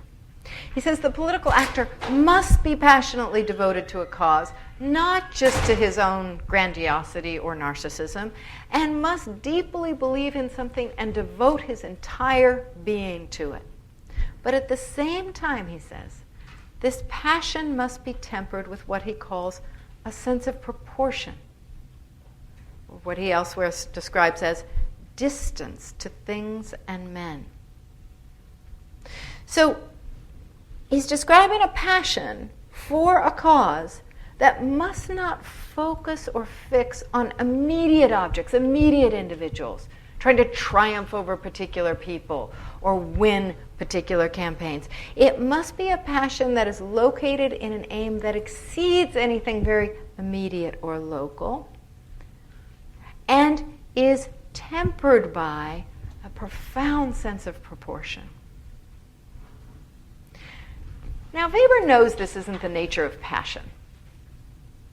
Indeed, from Tocqueville to Bentham to Freud to Nietzsche, what we've learned about passion in this course, at least in political life, is that it's the distinctly human energy form and it's oriented to personal gratification. Passion is oriented to interests that satisfy the ego or satisfy the appetite, or feeling one's raw strength and power in the world. From Nietzsche, from Freud, from some others we've learned, it tends to be antisocial or destructive or both. Every theorist that we've examined has either been inclined to try to harness passion with reason or suppress it with civilizational chains, or reserve it for the few whose noble passions might create grand things, as Nietzsche thought. Weber's trying to do something different with passion.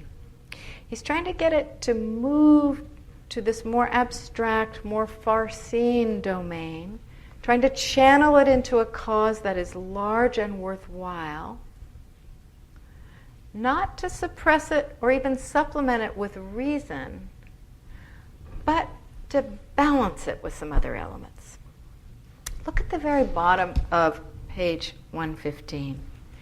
He says, politics is about 5-6 lines from the bottom. Politics is made with the head, not with the other parts of the body or soul. So politics is made with the head. And yet, devotion to politics, if it's not to be frivolous intellectual play, but genuinely human conduct, can be born and nourished from passion alone.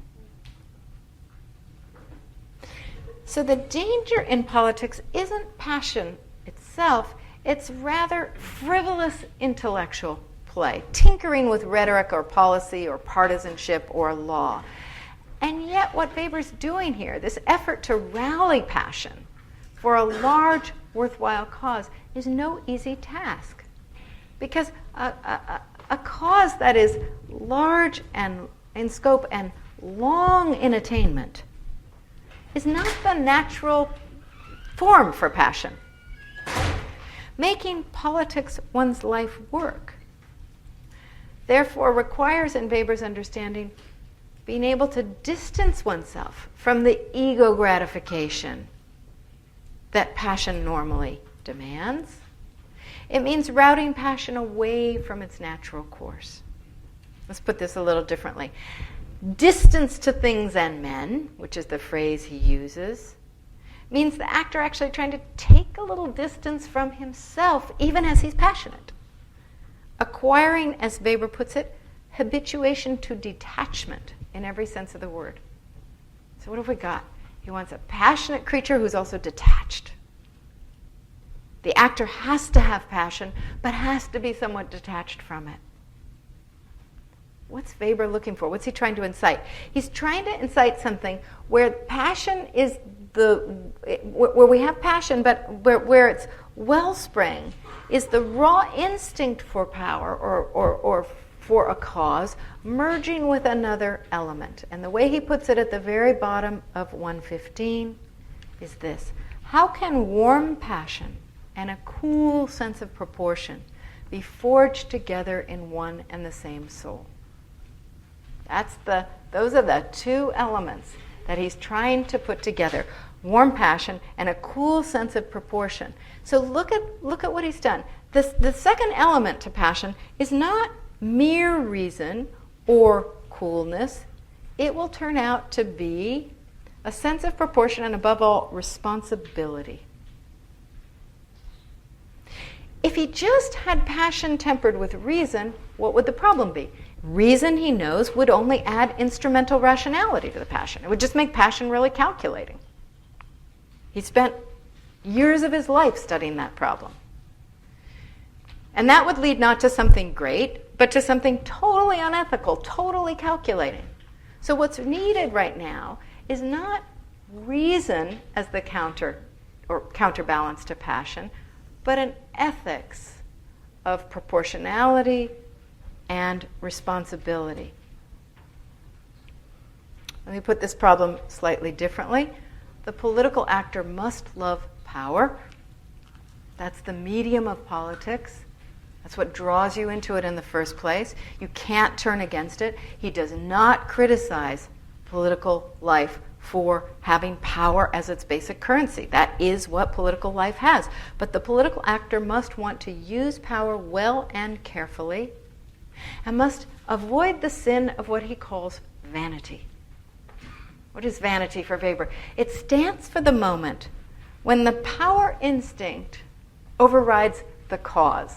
Remember, this political actor has devotion to a cause, but also has to have a love of power. And if that love of power starts to override the cause, then personal gratification is going to overtake devotion to an external purpose.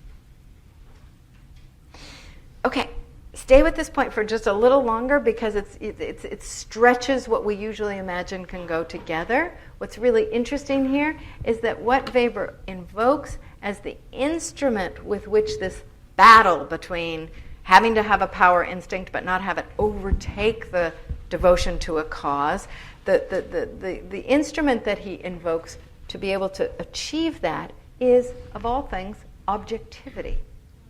Let's look at page 116 and see what he has to say here. I'm at 116, second full paragraph, about 10 lines down from the middle.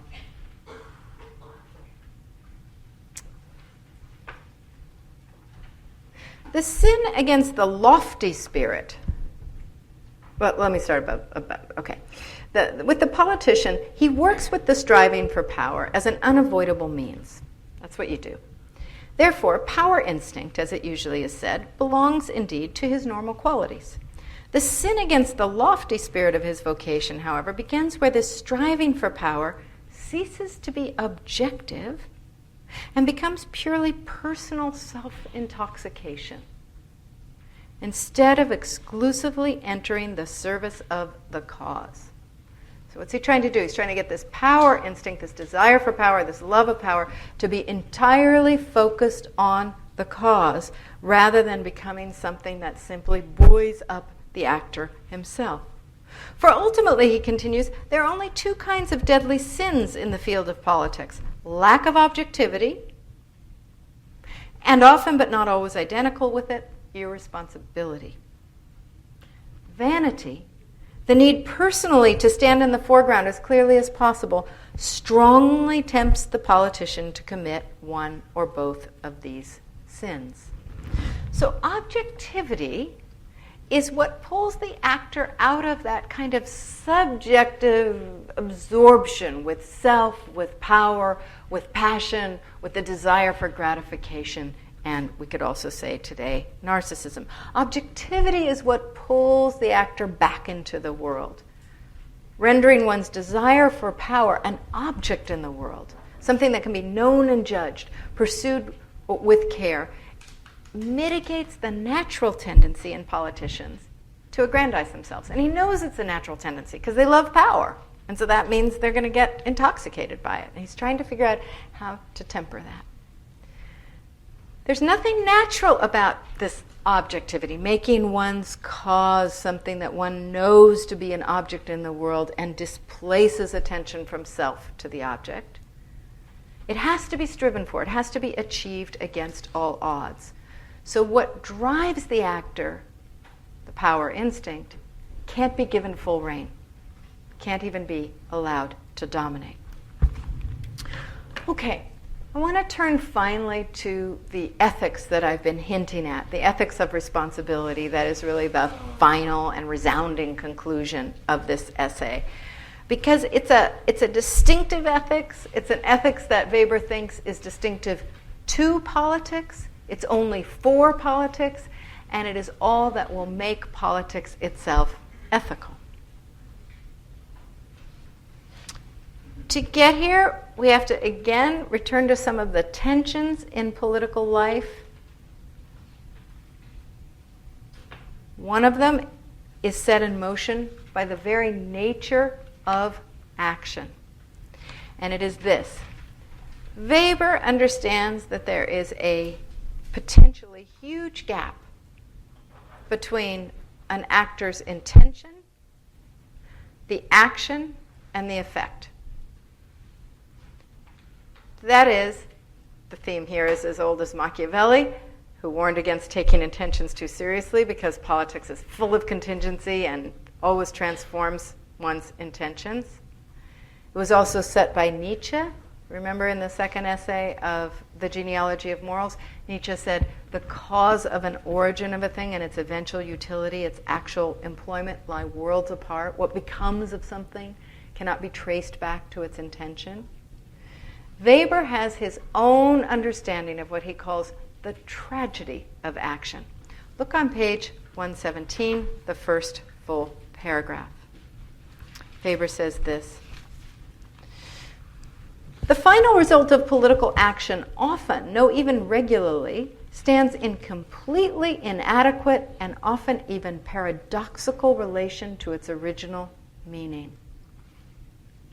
So the final result of a political action may stand in completely inadequate and often paradoxical relationship to its original meaning. What's he trying to get at? That a good political actor must understand that intentions are not what matter. What matters is what happens.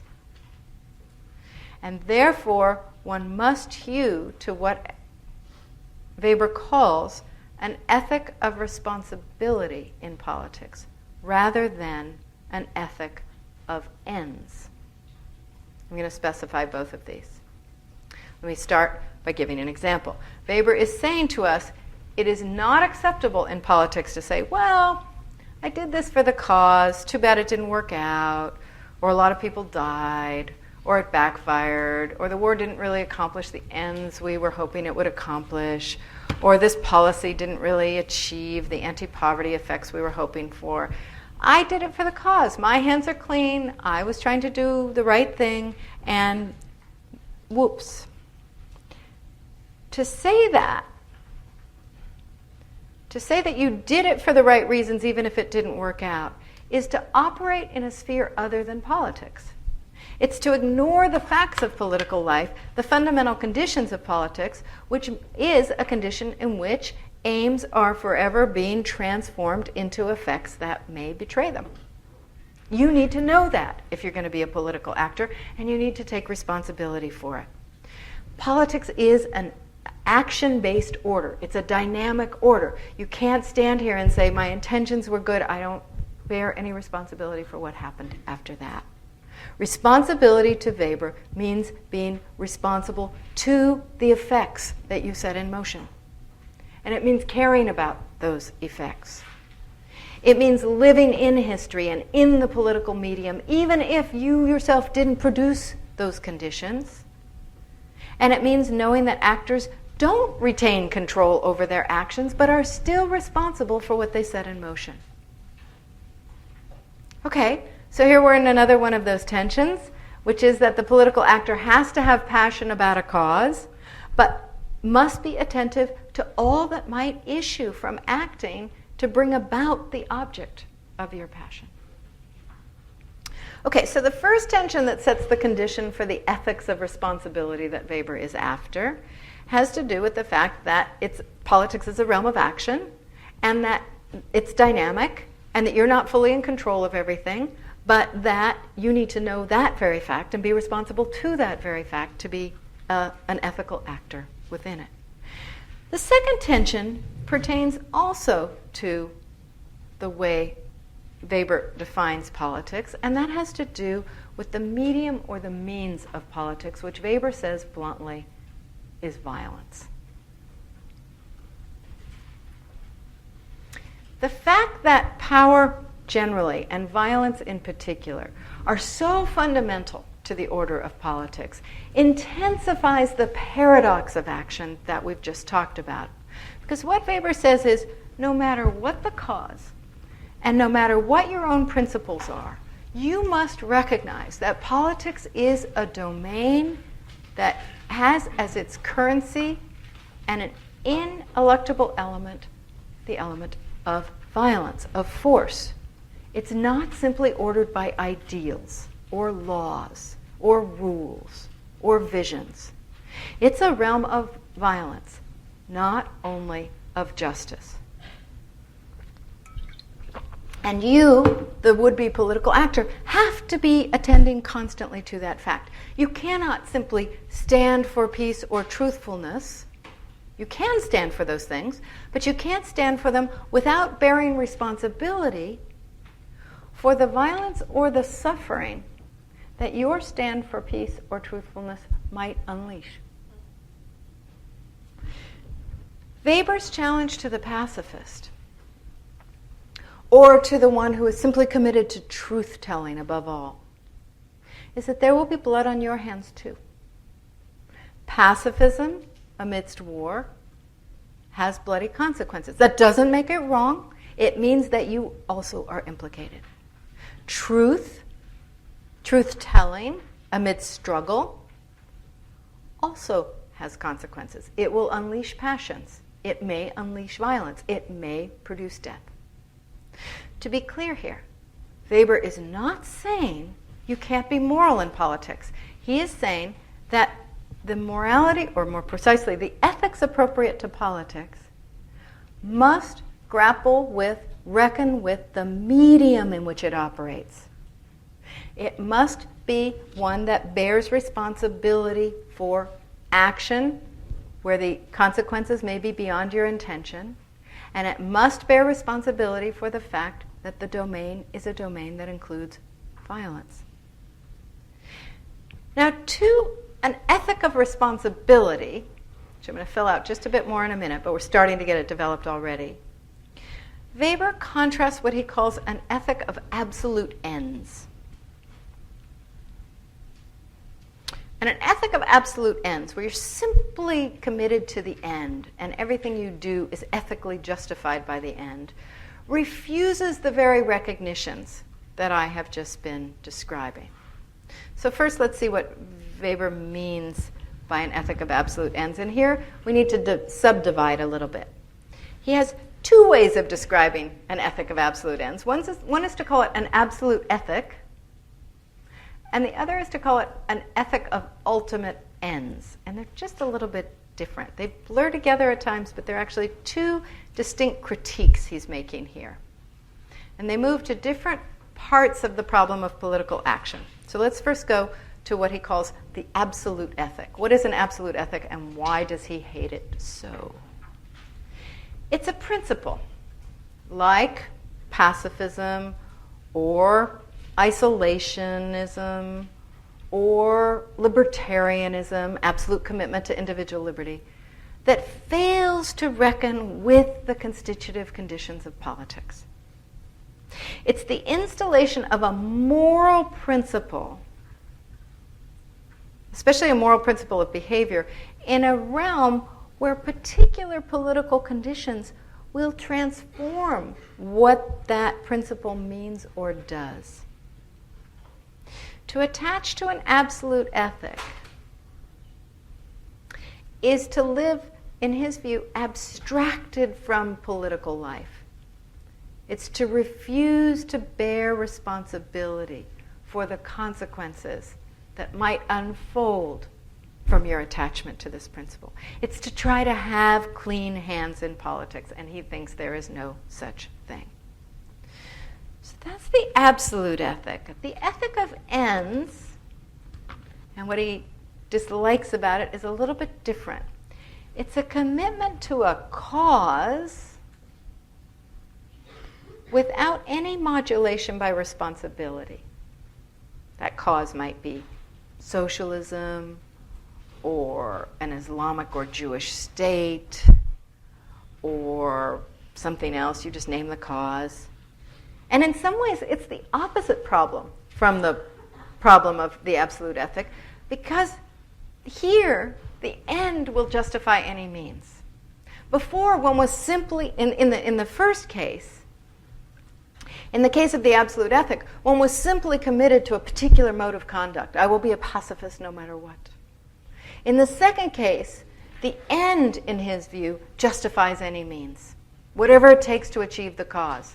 However many millions might die, however many others might be sacrificed, whatever oppression might be entailed, you will keep the flame burning for the cause, and it will be justified by the cause, and the cause will justify anything that goes down in its name. And since, as he keeps reminding us, the decisive means for politics is violence, this kind of ethic is particularly dangerous in politics, because no amount of bloodshed is too much for it. He concludes his diatribe against an ethic of ultimate ends by claiming that it tends to do two things. Its adherents, he says, turn into chiliastic prophets. They'll justify whatever happens in the course of reaching the promised land by the guarantee that it will be reached. And he claims that there's no possibility of being responsible when one has an ethic of absolute ends. He says on page 122, I'll just read to you quickly, if one makes any concessions at all to the principle that the end justifies the means, it's not possible to bring an ethic of ultimate ends and an ethic of responsibility under one roof. He also adds that those who adhere to an ethic of absolute ends, no matter what the cause is worthwhile, no matter what happens along the way, he says that adherents of this ethic adhere to a fairy tale belief, and the belief is crucial because we all have it a little bit, that from good only good can come, and from evil only evil follows. So we believe that as long as we are committed to our cause, that we are always good and everybody else committed to the cause is good and everybody against it is evil. He calls that a fairy tale or infantile belief because it retreats from the realities of the world. He sees it as terribly dangerous and ultimately kind of anti-political. It's a kind of otherworldly belief. He concludes, anyone who enters politics contracts with diabolical powers. Anyone who enters politics contracts with diabolical powers. Why? Because the medium of politics is power and is violence. And you have to know that from the beginning, and you have to give up the idea that your values will ever be their own justification. Okay, so what do we have in this figure of the charismatic leader or politician that Weber is drawing? Initially, simply to set it against the machine, the order of domination that he thinks is our contemporary order. We now see that he's also trying to give us a particular ethic, a particular way of particular mode of conduct for political life, for the political actor that is distinctive to it. He has drawn, indeed, I think, a quite formidable figure, one that's very, very distant from the methodical, submissive, calculating functionary, or one that's quite different as well from the political actor who just is in it for the vanity and the gratification. Let's summarize what he's given us. This figure is one who is deeply compelled by a set of political beliefs or values, has a vision, and works tirelessly on earth to realize that vision. And yet, this is also someone who never, ever ceases to attend to the context, the costs of this pursuit. We have a person who will shoulder responsibility for every action, no matter how unintended the consequences, no matter what twist of fate he faces.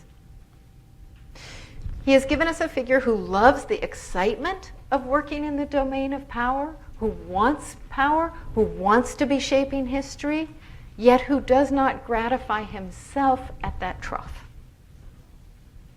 We have a figure who is excited by power, who is drawn to power, who wants to hold power in his hands, but tries to craft something for the world there, not for himself.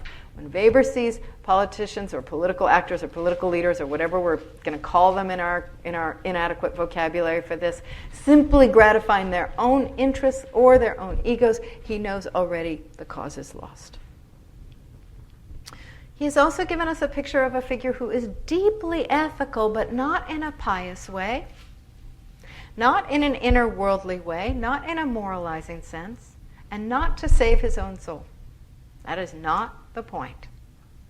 The ethics this person cultivates are the ethics appropriate to the treacherous domain in which he operates.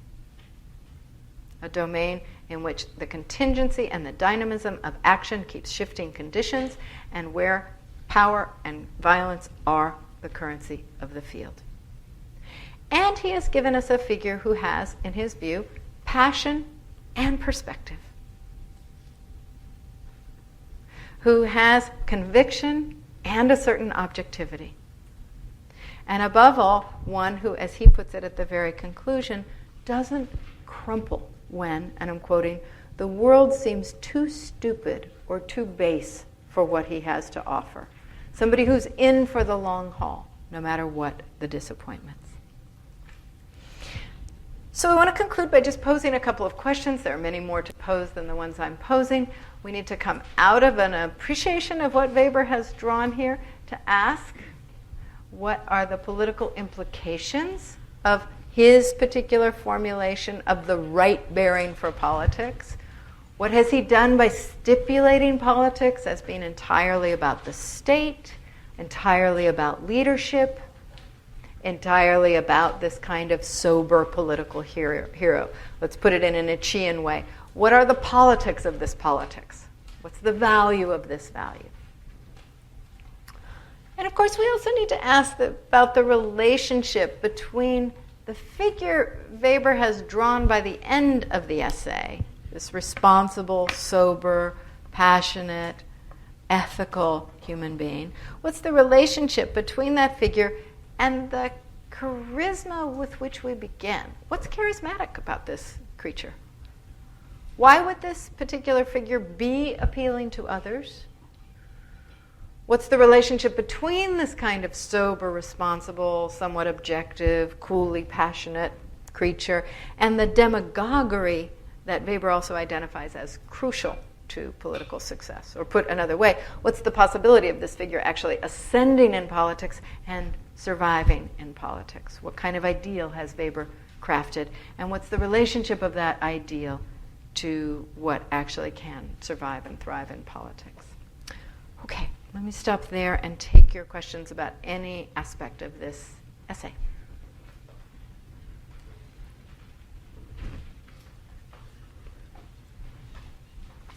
Which you almost certainly will be writing about soon. Yes? When he talks about violence, can it just be anything that someone doesn't necessarily agree with? Like, what kind of violence is he referring to? That's a great question. So when Weber says violence is fundamental in politics, or it's the currency of politics, is he really talking about like physical violence, like police violence or military violence, or is he also talking about other kinds of force? I think he's talking about both, but I think he's especially concerned with overt violence. I think he's really, in many ways, this lecture can be seen as a lesson to young radicals. And he's addressing a lot of leftists in his audience who he thinks are very attracted to socialism at his time, and who he thinks will sign on for violent revolution in the name of the cause, to bring about justice and peace and goodness and fairness and economic well-being on earth. And I think that part of what he's doing in this essay is issuing a warning to them about what they could potentially unleash. That said, what's great about your question is that I think he's also trying to say that everything in politics has an element of violence or force in it. So we could even just be talking about deciding to deflate currency and what that unleashes in a country when deflation of currency might be done in relationship to the need for changing the rate of exchange internationally, but might simply destroy the livelihoods of a large portion of the population. He doesn't say that. I'm extrapolating a little bit, but I think it's available in Weber, that other kind of violence, that worry about the kind of large consequences for the very survivability of a people or persons. And then I think he's also, as you hinted at, I think talking about whatever is required to force people to do certain things, whether it's legal sanctions or other kinds of policing or discipline or power. So just to wrap up, I do think he's talking about what we immediately think of when we hear the word violence, both domestically and internationally, but I think his point is available at these other levels of violence. Does that get at your question? Yes? When it comes to the charismatic leader, is he some sort of like messianic figure, which is like from outside the system will appear and sort of save us all? Is this what he's saying, or is it something else? Not quite. He's actually looking for the possibility of cultivating the qualities of leadership from the description that he's offering from those who are already drawn to politics. So another way to read what he's doing in terms of his audience, remembering that this is a lecture, is that he's saying, look, you who are so passionate about politics, you who are so willing and eager to become involved in politics, great that you want to do that, but remember, this is what you hold as your responsibility. So I don't think it's so much that he's invoking or hoping for, the figure of the messianic outsider, as he is trying to say to people drawn to political life and eager to climb in political life, here's what you're drawn to. Here's what the stakes are. Here's what this field looks like. Here's what it consists of. It's got power and violence as its medium.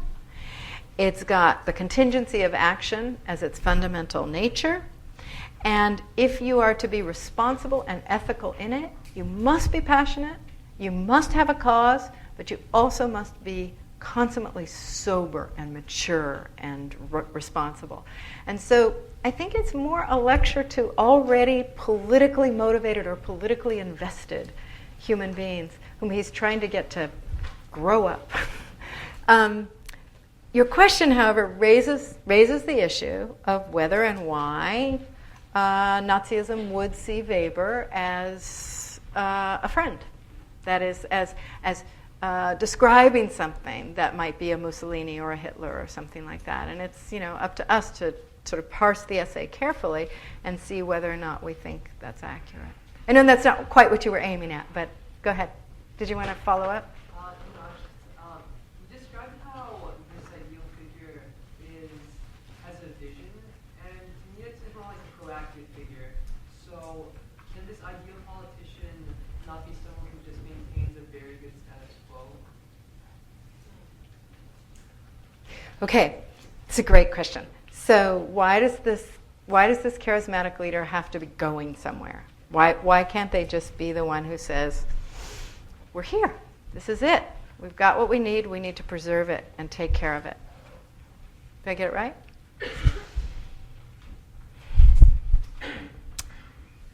Because Weber, this is why I set out the context in the beginning, because Weber thinks our danger today is total domination by structures, especially capitalism and the bureaucratic state, that have completely emptied life of meaning and have given us no cause, no sense of justice, no sense of what's worthy, no sense of a common project other than capital accumulation on the one hand and rule-abiding orderliness on the other. Charisma doesn't go there. I mean, so one answer to your question is a charismatic leader simply isn't there to administer what is already mechanically unfolding before us. But the second and bigger answer is Weber himself has a cause, and the cause is to make us other than cogs in that machinery. He is trying to figure out how political life can be a source of redemption from simply being administered cogs in bureaucratic and capitalist life. And so that's what that vision is about. Somebody who just says, it's okay, we're here, let's all just be rule-abiding capitalist specks of human capital and just put our heads down and do our thing, is both incommensurate with what Weber himself wants and is out of line with what he thinks charisma always is, which is always to set itself apart from that automatic machinery of a structure of domination. Does that get at your question? Okay. Ignore them. We still have a few more minutes. I'm sorry. Thank you, Mark. Go ahead. Sort of related to the last question, but what's the role of Christianity in the way that it shapes this, and in particular, thinking about where the source of values are? That's great.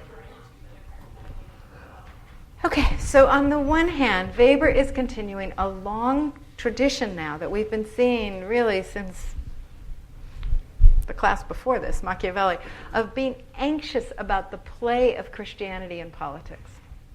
You'll note in this essay lots of worries about a Christian ethics in political life. It's not going to do the job. He's worried about, he says, the Sermon on the Mount is just fine for some things. It's useless in politics. You can't turn the other cheek. You have to resist evil.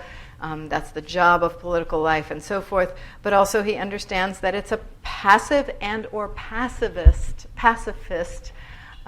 ethics, which is, of course, at odds with what it's actually been historically, but that's what he understands the ethics to be. So he's antagonistic to a Christian ethics as the structure of ethics in politics. It just doesn't comport well with it. It doesn't help you deal with the contingency of action, power, violence, etc. But I think your question is also a question about whether Christianity could produce the cause that one is devoted to. Is that correct? Like, the realization of Christian vision on earth. Technically, I think Weber would not object to that. He says you can't arbitrate causes. You can't say to somebody, this is a good cause, this is a bad cause. We can have arguments about that, but he knows that the cause itself is finally something that will emerge organically from the charismatic leader and people who will or won't follow it.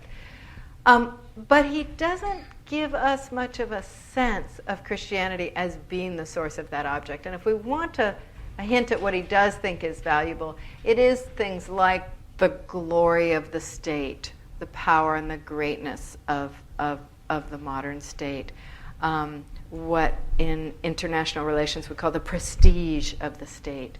But it also, and he does value this, it could be a cause that has to do with justice, as long as it's doesn't take that messianic form. So there you could say, okay, a Christian vision might have a vision of justice, and he'll even let socialist notion crawl in there as a possible Christian vision, as long as, again, it doesn't become an end in which any means are legitimated, and also as long as the vision itself reckons with the fact that power will never disappear from politics. So let me just finish with this point.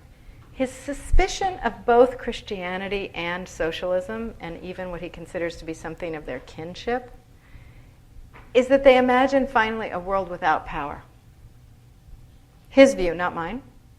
His view is that they imagine finally a world in which we are all brothers and sisters and aren't dealing with violence and power as our ongoing condition, and aren't dealing with the questions of interest and agonism as our ongoing political condition. And so while he won't say flat out, socialism is bunk for that reason, he comes awfully close if you read this carefully. And I think Christianity as a politics is in the same bag. Okay? So we'll do Science as a Vocation on Thursday. We'll have a complete lecture on that day and also do evaluations. See you then. All right, let's go ahead and begin.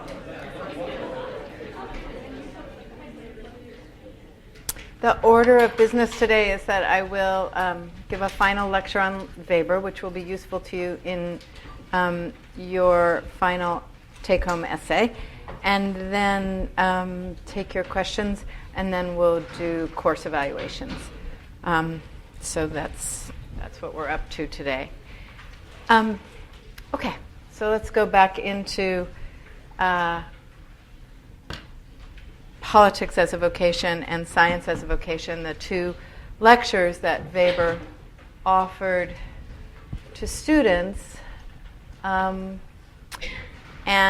in which he offers both his account of these two domains, politics and science, and also gives you a sense of his own values, what he believes. These are often called, as I said, his vocations essays, but also his value essays. They're the place where he does tell you what he thinks, as opposed to simply presenting what he takes to be scientific knowledge. Last time we explored in Politics as a Vocation the very complex demands that Weber places on the person who would enter political life as a potential leader.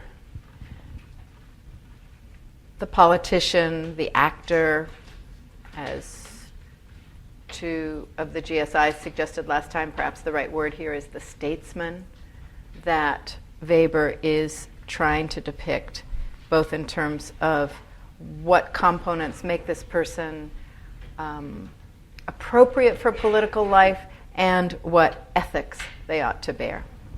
And we saw that Weber places the following kinds of demands on this person. The person must have passion for a cause. The person must have an attraction to power, a taste for political life, which means an attraction to power. But these things have to be tempered, in Weber's view, by a certain egolessness, a sense of perspective, sobriety, and above all, an ethics of responsibility. Just going to turn this up a little bit. This ethics, which we explored last time, the ethics of responsibility, is absolutely the opposite of an instrumentally rational approach to life. So it's an ethics that counters what Weber considers to be the dominant mode of reasoning and the dominant mode of acting in the contemporary age. But this ethic is not just opposite to instrumental rationality, it's also different from other ethics. Ethics that might be appropriate to realms apart from politics, a personal ethics, an ethics in social life, perhaps an ethics in economic conduct, an ethics that one orients one's moral bearing by, but ethics that he considers to be utterly inappropriate to politics. So let's just go back over these briefly. There are two in particular that he really wants to move out of the political realm. One he calls an absolute ethic. What does he mean by this? Some unwavering commitment to a moral principle or a table of values as the guide for all action. So it could be an unwavering commitment to Christianity and what one takes to be Christian morality, or it could be an unwavering commitment to, say, the principle of nonviolence. It could be an unwavering commitment to human rights. What's Weber's objection here? He believes that having this kind of principle or moral commitment as the thing which guides all your action in life misunderstands the complex contextual nature of politics, where your intentions as a human rights activist or as a Christian or as a nonviolent advocate may inadvertently turn into something quite opposite from what you intended, because that's the nature of political life. It's a domain of action and contingency where your intentions don't always add up to the effects that you might have wanted. Put another way, such a commitment refuses the contingency and the unpredictability of the consequences of action. And above all, he believes, such a commitment refuses the specific medium of politics, the medium of violence. So one ethic that he wants to refuse as having an appropriate place in politics is what he calls an absolute ethic, that commitment to an unwavering moral principle. The other one that's related but a little bit different, and it's important to get these two things separated, is what he calls an ethic of ultimate ends. And the ethic of ultimate ends is an ethic in which one is single-mindedly devoted to obtaining a particular future state. Could be absolute democracy, could be socialism, could be absolute peace, could be world harmony, could be a lot of different things. But that future state to which one has a single-minded devotion is what he means by an ultimate end. The problem with this one, he believes, is that it leads its actors who are living under that ethic. I am committed to this end above all, it's all I care about, is that it will lead you to justify any means at all to obtain it. It allows everything in the present to be potential means to that end, and in believing in the goodness of its own aim, it believes that everything that one does in pursuing that aim is good. Now, if Weber thinks that an absolute ethic, the first one, where you have something that simply guides your action at the level of a principle, like, say, nonviolence or pacifism, if he thinks that's a bit naive and responsible, if he thinks that the first one, the absolute ethics, is inappropriate to politics because of the nature of the political domain, he's much less generous with the ethic of ultimate ends. He really hates it. He treats it not simply as naive, but as sinister. It's sinister because it's otherworldly. It literally refuses to dwell in this life and be responsible to these people in this time, in this world, and care for them. And as such, it's dangerous. The one who pursues an ethic of absolute ends, he thinks, will be profoundly unethical in the deployment of that means peculiar to politics, violence. The one who pursues an ethic of ultimate ends, of absolute ends, will be unethical in the deployment of the violence pursued, of the violence deployed in the pursuit of this end. Let's consider some examples.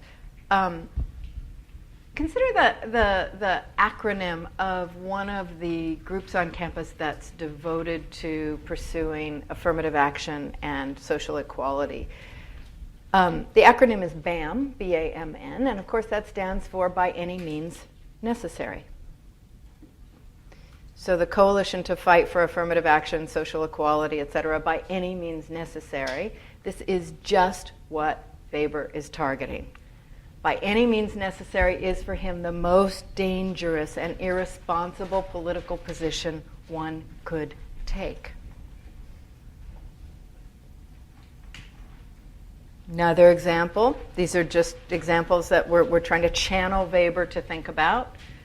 If say, occupying buildings to protest tuition hikes has the effect of making California voters less sympathetic to UC, less inclined to support the University of California, Weber presumably would say, not only is the tactic ineffective, but it's actually unleashing a certain kind of violence, not only on the buildings, but potentially on the project itself. Now, Weber's charge here can seem like it's mostly against the left, mostly against revolutionary politics, but it is equally applicable to any politics or ethics of ultimate ends. So let's go to the other end of the spectrum. If the second Bush regime went to war in Iraq in the name of spreading democracy, and we're just going to bracket all the other justifications that were given, weapons of mass destruction, etc., just accept that in the end, the justification forwarded was spreading democracy, making life better for people. But if it ended up sacrificing huge numbers of Iraqi and other human lives, if it ended up producing a civil war, if it ended up reducing large portions of Iraqi cities to rubble, and deepened religious factions and fighting, and foiled the possibilities for a peaceful, stable, post-Saddam regime, Weber would say, doesn't matter if your end was spreading democracy. Here are the consequences of the actions. If in addition it ended up generating support for al-Qaeda in the Arab world and establishing al-Qaeda for the first time in Iraq, and if it also destabilized the Middle East more generally and generated unprecedented hostility toward both the US and Europe more generally in the Islamic world, if all this unfolded in the name of spreading democracy or other motives, this encapsulates what Weber means by irresponsibility in politics. The inappropriateness of an ethic of ultimate ends in politics. It's not to say that he thinks you can calculate every outcome. But if that outcome could have been calculated, and indeed many advisors to Bush understood that was all of these ramifications were quite likely, then it doesn't matter if you say, I was simply trying to spread democracy and give people what I thought they wanted and what we thought was good for them. So the point is that Weber's charge here can move from right to left, even though, as we'll see a little bit later in the lecture, he's mostly targeting the left. Then we're left with the question, does Weber suggest, by virtue of challenging the absolute ethic and challenging the ethic of absolute of ends, does he suggest that you simply can't have any visions or ideals in politics? No. Remember, the passion for a cause is at the very heart of what he says is the vocation of the politician or political actor. So what's Weber trying to do? He's trying to marry an ethic of responsibility with this passion. He wants you to have passion for a cause. He wants you to have something you're trying to make come true on this earth. He wants the leader to have as an ambition much more than personal ambition or simply running a smooth state. But it has to be combined with what he calls an ethic of responsibility. He wants the cause to be the driving force and the ethic to be the frame for action. The ethic is that which will draw a line to help one understand what one can and cannot do in the name of the cause. The ethic will help you put the cause in perspective and count everything in this world, this life, this current order as valuable and not sacrificable to some future end. The ethic will enforce, in Weber's understanding, the possibility of pursuing one's passion with care, with patience, with determination. And he sums up this point by referring to politics at the very end of the essay as the slow boring of hard boards. The slow boring of hard boards. It's the age of the hand drill. So he's describing a creature who has enormous passion, enormous investment, but also has the patience and the perspective and the care for this world to be able to understand that whatever the cause, whatever the dream, it has to be pursued with an ethical set of commitments to this time, to this world, and not only to a future ideal. Okay, I want to turn from this, which is in some ways review and amplification of where we were last time, to consider something I mentioned from the beginning, which is the conservatism in Weber that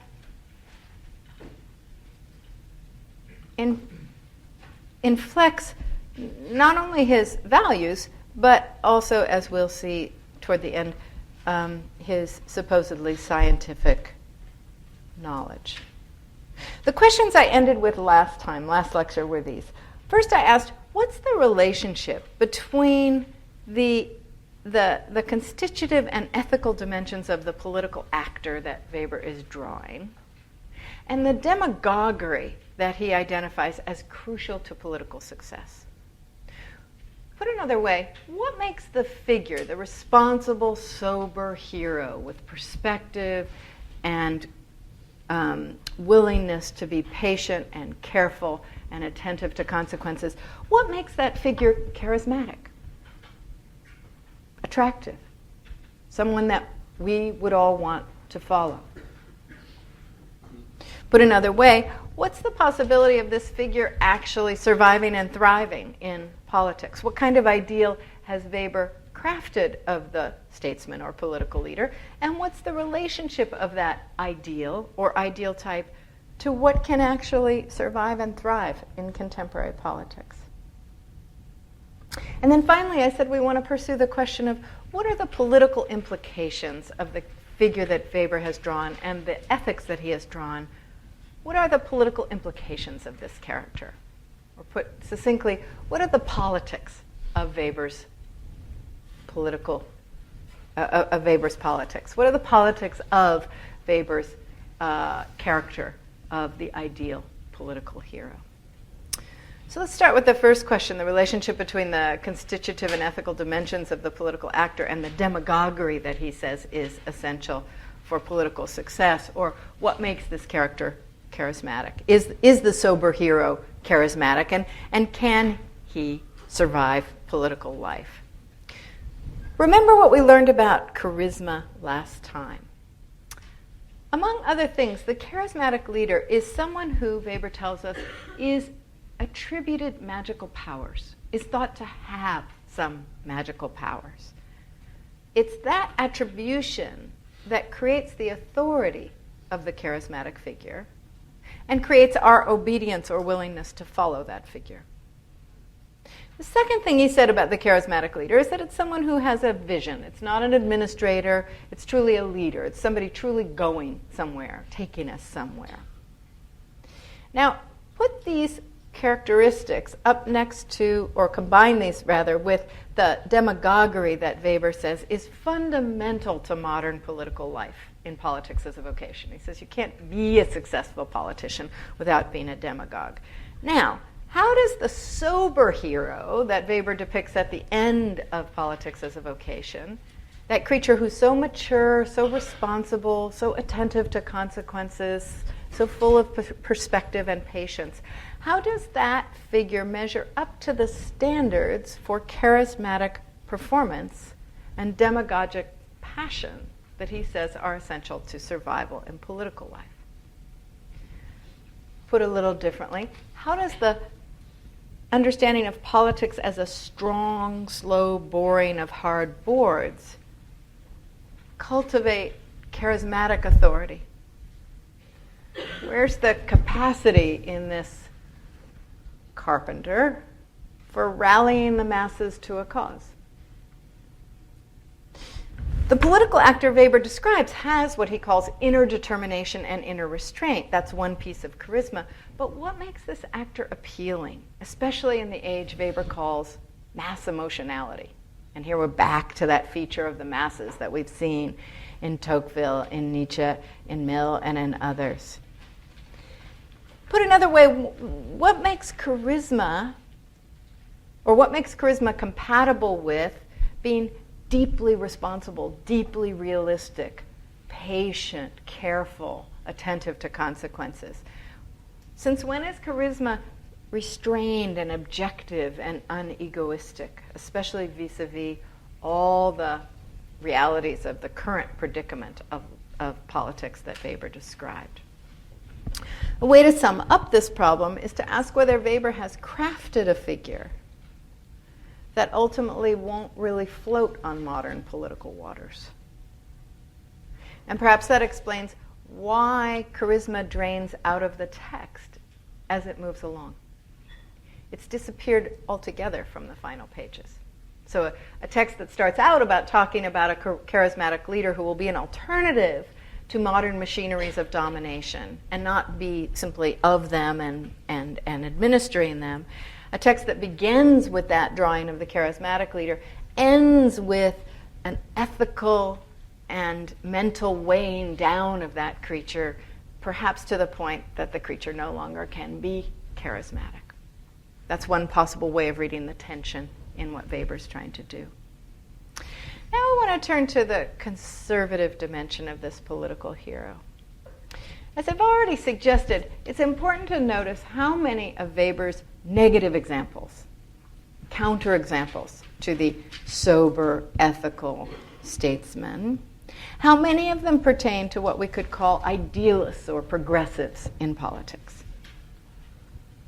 He has no use at all for revolutionaries, but he also takes a lot of swipes at lefties of every sort, anyone who dreams of a substantially better world. From the beginning of this essay, Weber contrasts good political passion, appropriate political passion, with what he calls revolutionary excitability, which is a bad thing. And by the end, all radical projects are condemned as either dangerous or unrealistic or both, or as necessarily degenerating into their opposites. Weber says at one point, the dictatorship of the proletariat is a dictatorship like any other. The point is that in many ways, this lecture on politics as a vocation is an anti-revolutionary rant. That is, it's an attack on every kind of political idealism, pacifism, socialism, Christian spiritualism, any who seek societies based on love or solidarity, or even absolute justice or peace.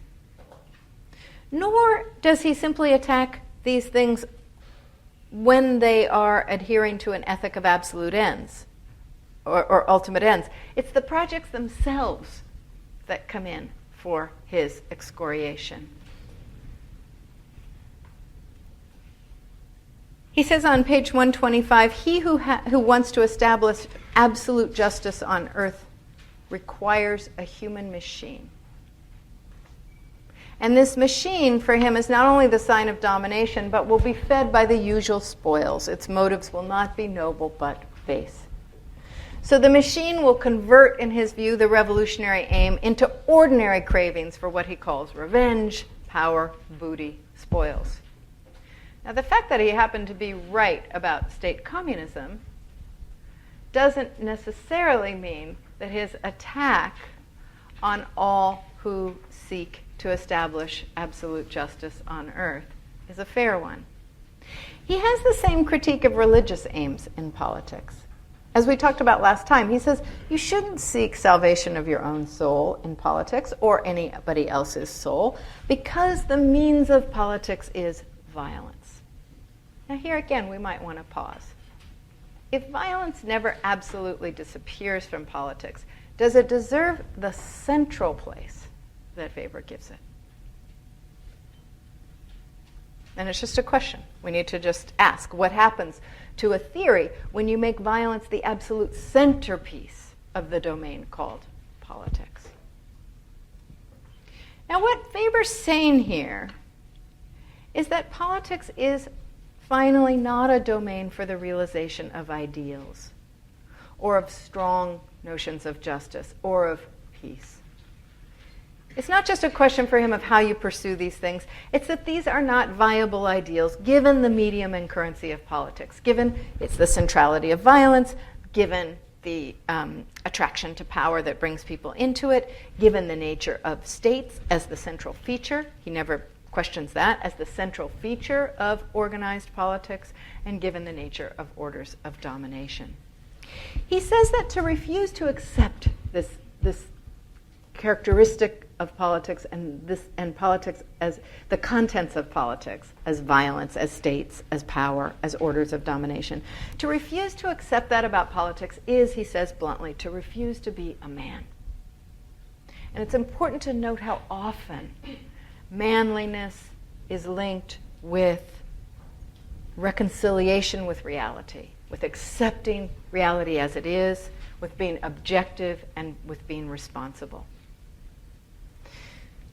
So the challenge is that idealists of every sort, those who would challenge his understanding of the political and the politically possible, idealists of every sort aren't just unrealistic, but unmanly. They're unable to bear the reality of politics, which is power and violence.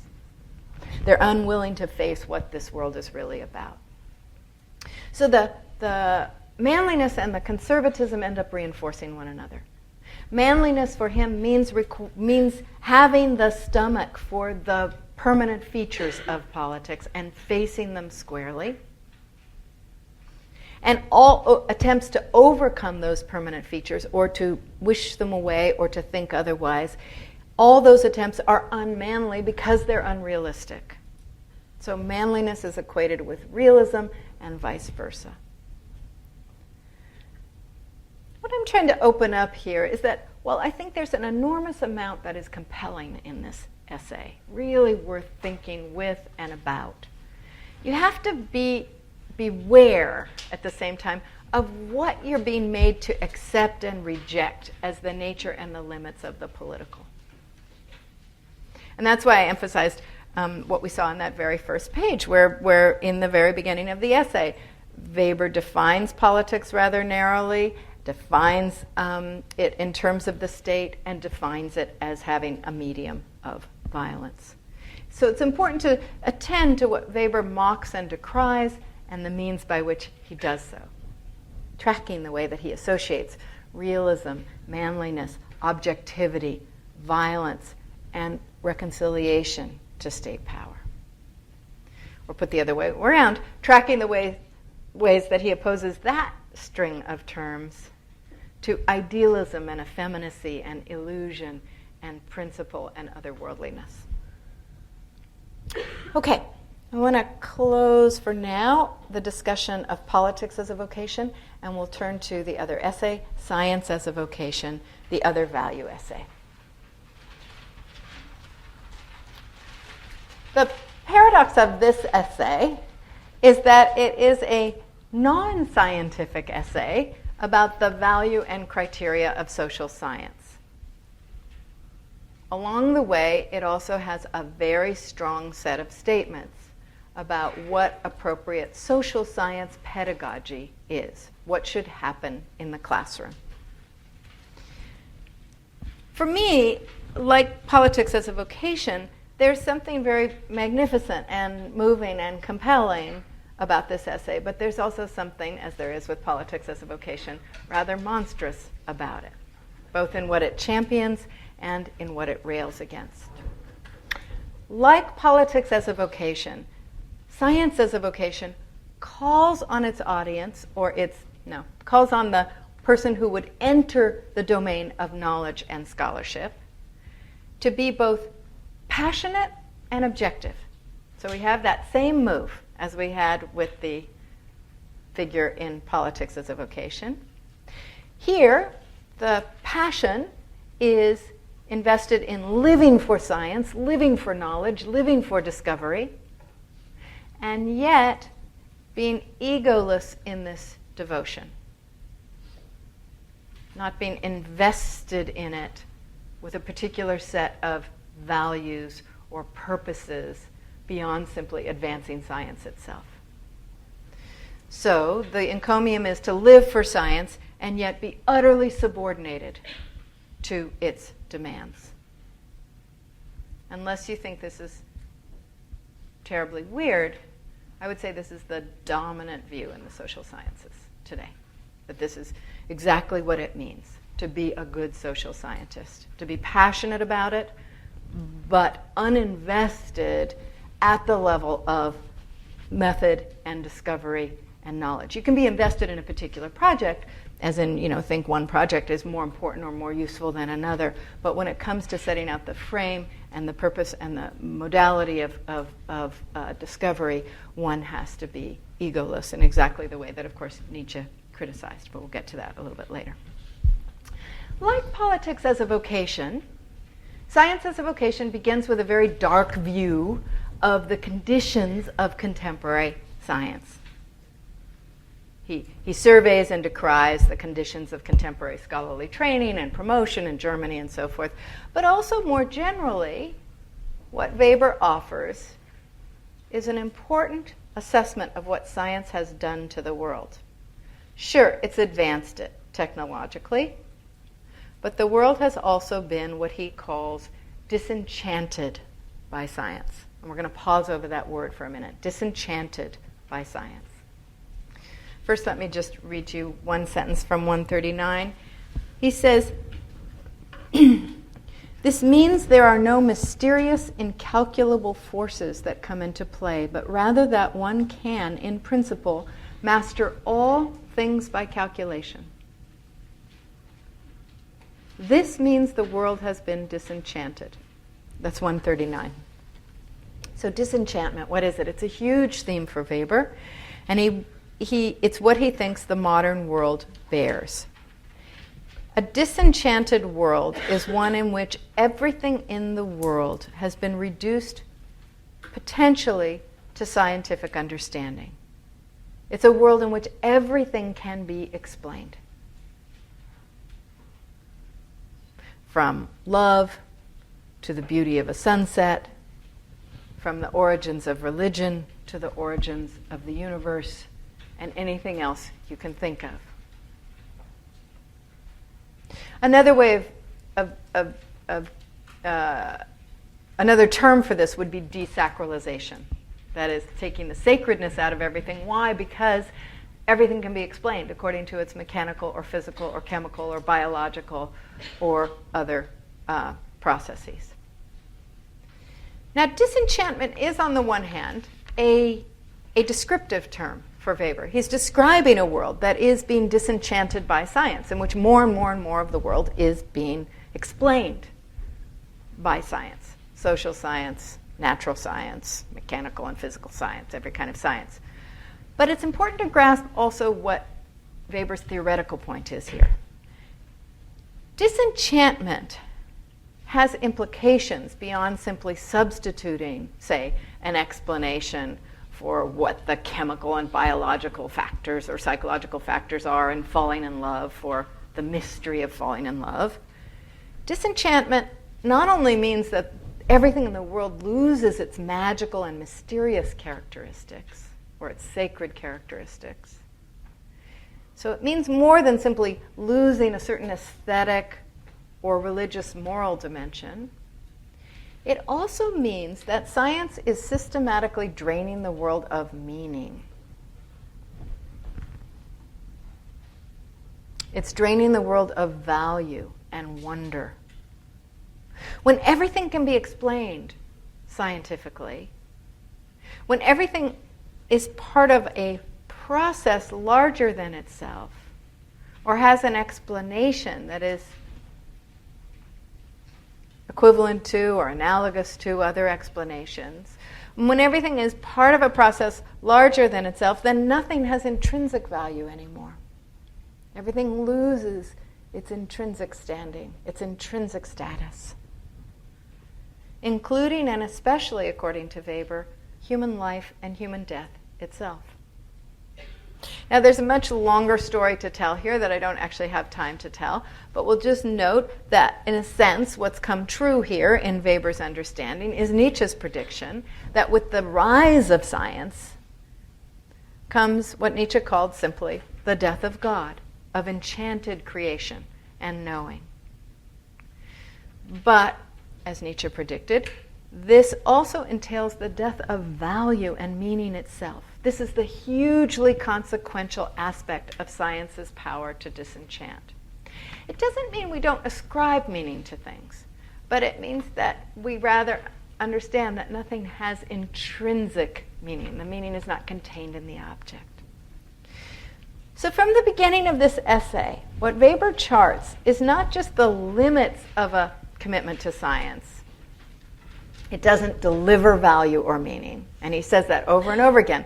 Science is not going to tell you the value of something. It's not going to tell you the meaning of something. It's going to tell you how something works. Moreover, Weber charts the extent to which anything that science discovers today will be superseded tomorrow. That's the nature of scientific discovery. It goes on and on and on without end. Nothing lasts.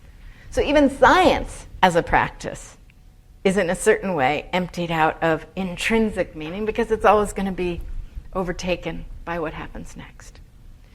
But there's more to Weber's claim here than even that. It's not just that science doesn't deliver value or meaning, and it's not just that anything you discover in scholarship will be superseded tomorrow, but science itself has what he understands to be a certain killing quality. The life of science, which for Weber stands for all contemporary scholarly life, is as violent in a certain way as the life of politics. The violence in this case, though, is toward values, toward meaning, toward God, insofar as God stands always for something larger than just the brute facticity of the world. Let me dwell here just a little longer because it's really important to get this part of Weber's understanding, especially since as soon as he lays all this out, he's about to redouble his own commitment to science. What are the things Weber understands to be destroyed by science in the larger sense of the word? Destroyed by submitting everything to rational inquiry and understanding. Well, let's start with charisma, which depends on the attribution of magical powers to a charismatic force. That's one of the things that he thinks is destroyed by the growing scientific domination of all things in the world. Then there's politics, which becomes a functioning rational machine with no lofty ends. There's individuality, or what he sometimes calls soul. These things are destroyed by rationality and calculation, and by explication according to scientific reasoning.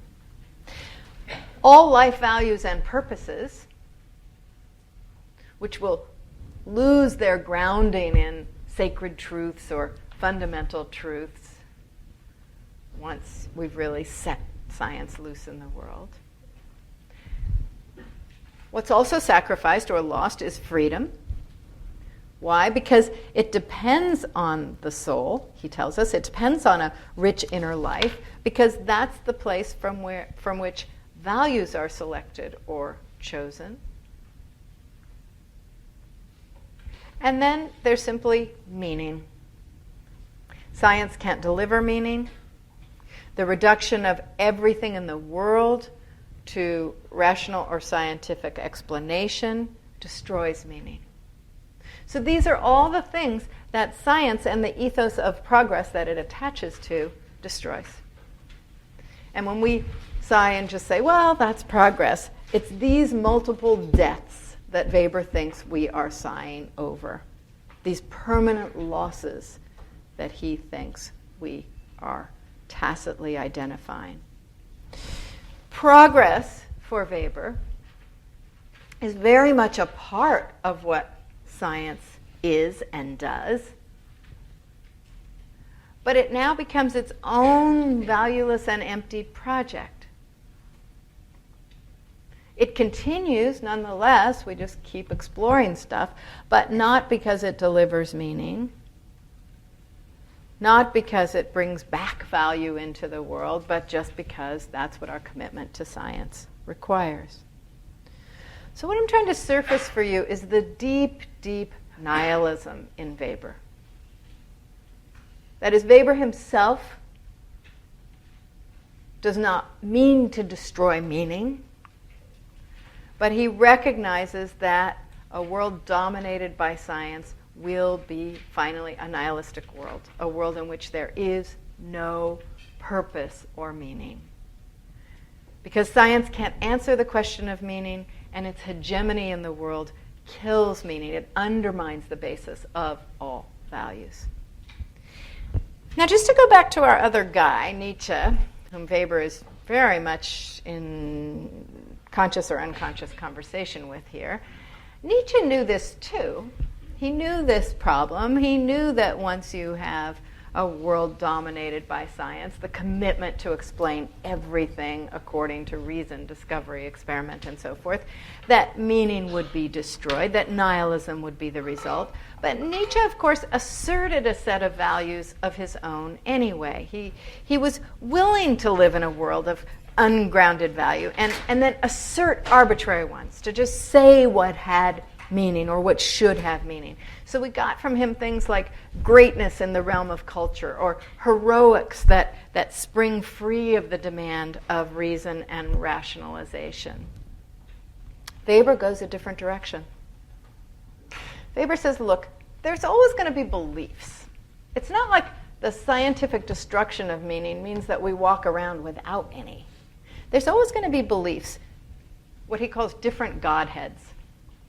But these will increasingly be understood as arbitrary. My opinion, your opinion, my value system, your religion. They'll be increasingly understood as relative, as matters of faith, not as matters of grounded absolute truth.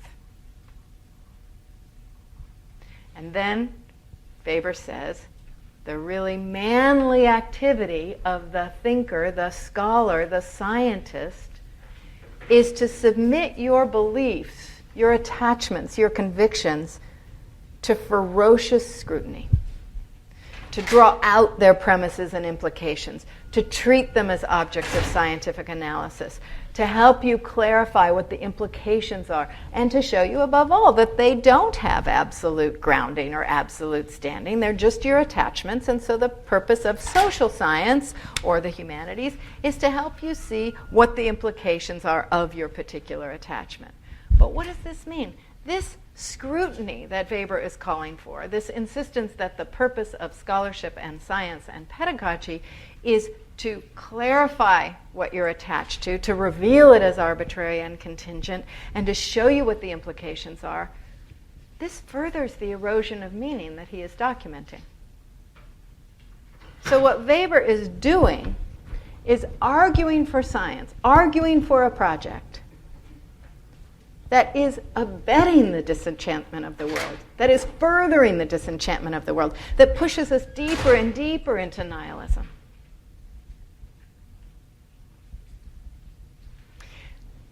Now let's make the final turn of the essay with Weber into his insistence about how the classroom should be a space of scientific inquiry and not a place for pushing particular politics or values.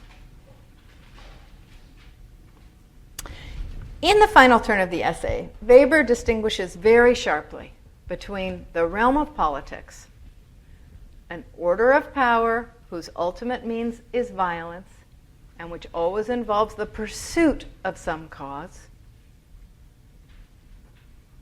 and the realm of knowledge, an order of science, disinvestment of the individual, whose aim is truth. So we have a realm whose aim is a particular cause, and then a realm whose aim is truth. And we have politics as an order of power, and the order and knowledge as an order of science, objectivity.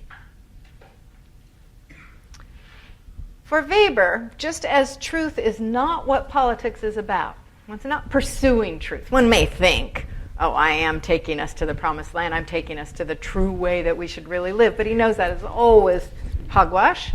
Truth is not what politics is about. Analogously, power is not what science is about.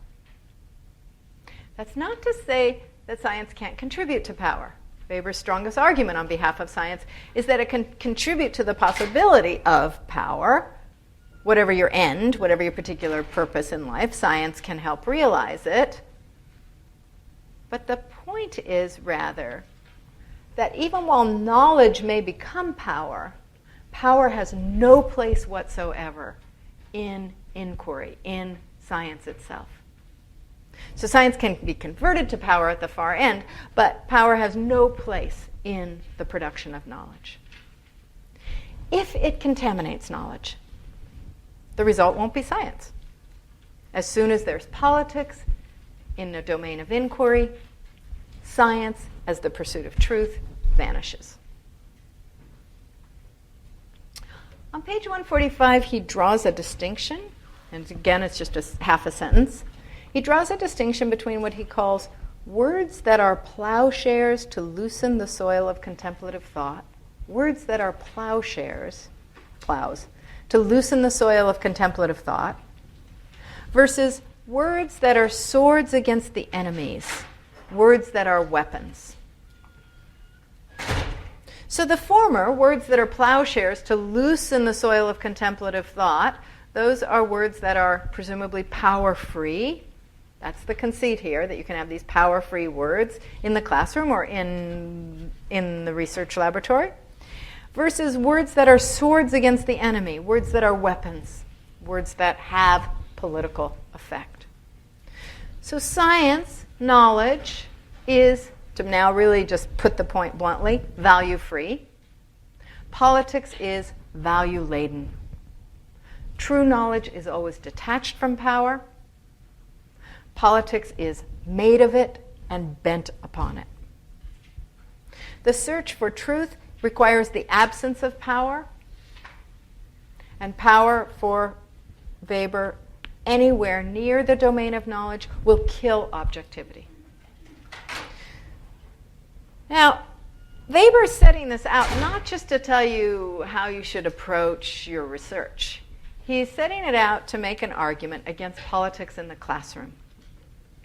He argues that to take a political position in the classroom is not just to exploit the vulnerability of students. It is that, because he says, look, they're less capable of mounting a compelling argument than the teacher, and they're also dependent upon the teacher for their future.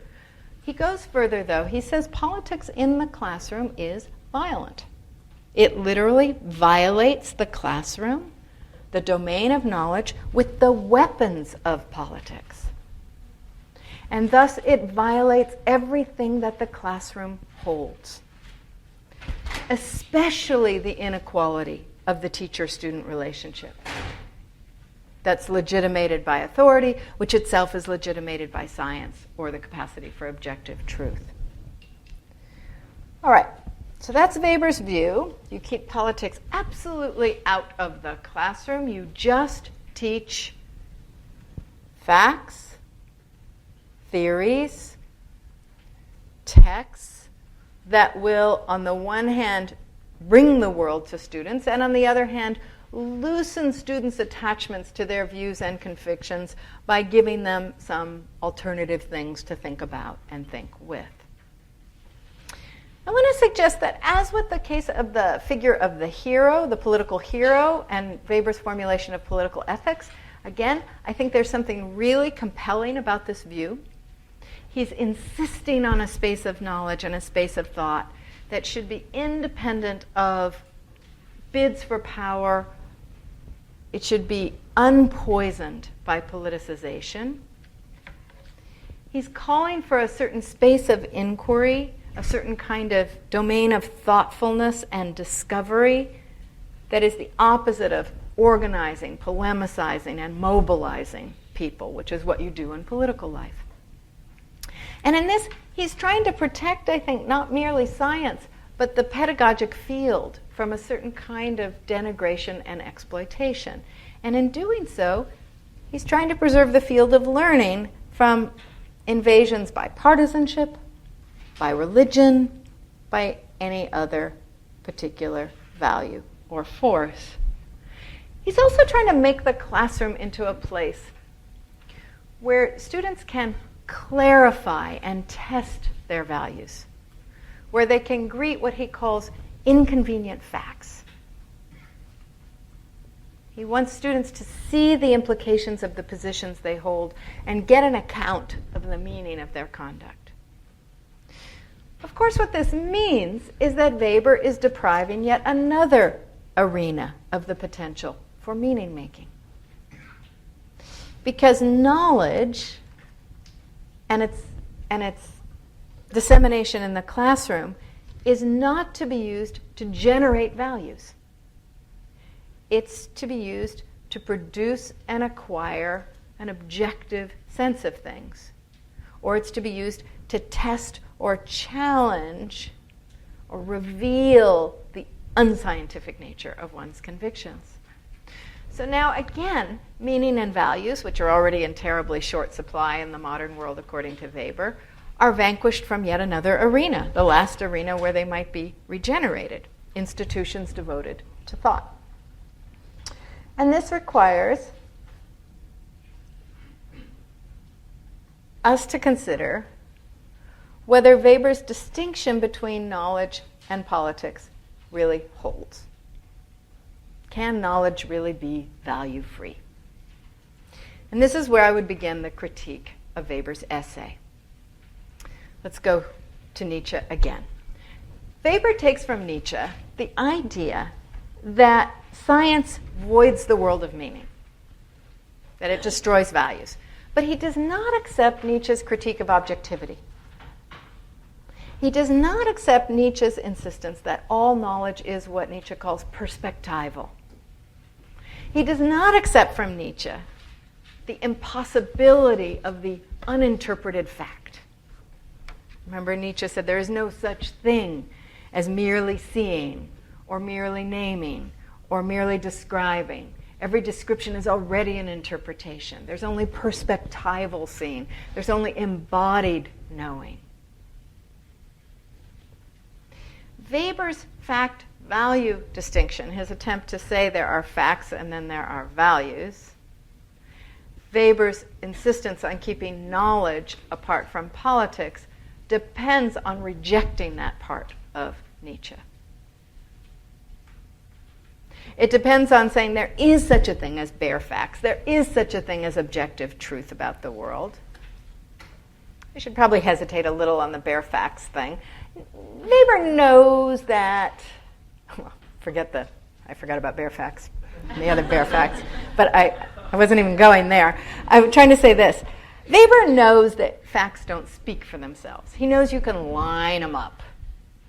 So I can give you an argument that's all factual for the justification of the Israeli state, or I can give you an argument that's all factual for the lack of that justification. So he knows facts don't speak for themselves, but he does think that correctly ordered, correctly framed by theory and by method, there can be a truth.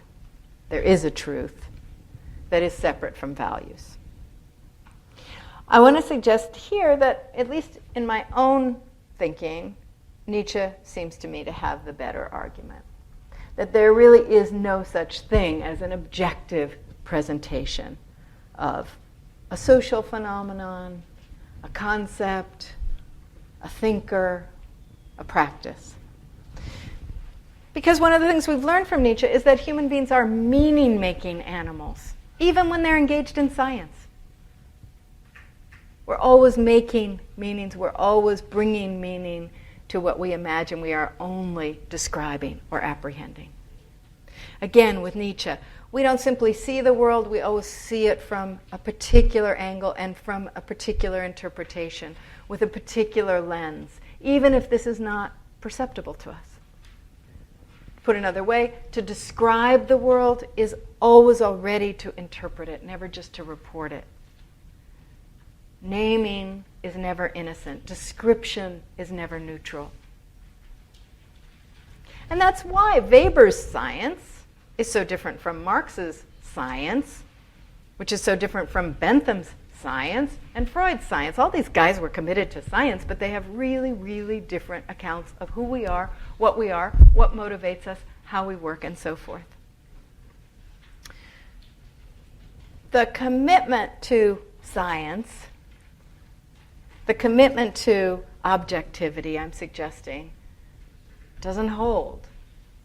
Even as Weber's argument for the importance of presenting inconvenient facts, the importance of challenging our convictions and our values, the importance of trying to clarify and understand where they came from, what their implications are, all those things one can affirm. One can even affirm the importance of avoiding explicit political stands in the classroom. But these things don't keep politics out of knowledge or pedagogy, including Weber's. Indeed, what you've had this term in this class, from me as well as from your graduate student instructors, is not just the objective teaching of a set of texts, but interpretations, encounters with some of the great thinkers of modern Western political theory. You haven't learned Tocqueville objectively, you've learned my Tocqueville, or Marx Tocqueville, or Jacques, or Nina's. You haven't learned Marx, you've learned the Marx that we're bringing to you. From a different teacher, you would get different inflections, different emphases, different selections of readings, different ways of connecting them, different themes pulled out as important. That doesn't mean what happens here is purely subjective or ideological or purely opinion. Any teacher worthy of the name, I think, will struggle to give you more than that, more than their own values. And for me, the point of working with these really great texts and great thinkers is, in part, what Weber was pushing, to dislodge one's predilections and limitations with the provocations that these texts bring. They're each, I think, inconvenient thinkers in the way that Weber calls for the presentation of inconvenient facts. And that's one of the reasons we've urged you to appreciate each one of them before submitting them to critique. Why we've tried to represent the genius and the power of their arguments regardless of the particular political investments or political allergies or contradictions or incoherences that each one has. My larger point, though, is that there's no objective reading of these texts. They're only interpretations. And the worst pedagogical crime we could commit is to tell you that there is such an objective reading and that we are delivering it. So what I'm suggesting is there's actually something a bit sad in Weber's essay as he empties intellectual life and the classroom of the potential to be a meaning-making site. And there's also something a little bit violent, or as I suggested earlier, even monstrous in the essay. Because in the name of objectivity, in the name of truth, in the name of a value-free research and pedagogical endeavor, what is he putting over on us? What's he putting over on students? He's pushing the conceit of objectivity itself, the idea that there is a realm of absolutely objective knowing, detached from the persons and the ages and the frames and the interpretive lenses that generate it. And he's disavowing the values that lurk in any ostensibly objective account, such as the values I tried to surface today in Weber's account of politics, or the values that circulate in all political science. The conceit of objectivity, the insistence on the separation of facts and values, actually makes these values more difficult to surface and more difficult to challenge. They become ruses, tricks.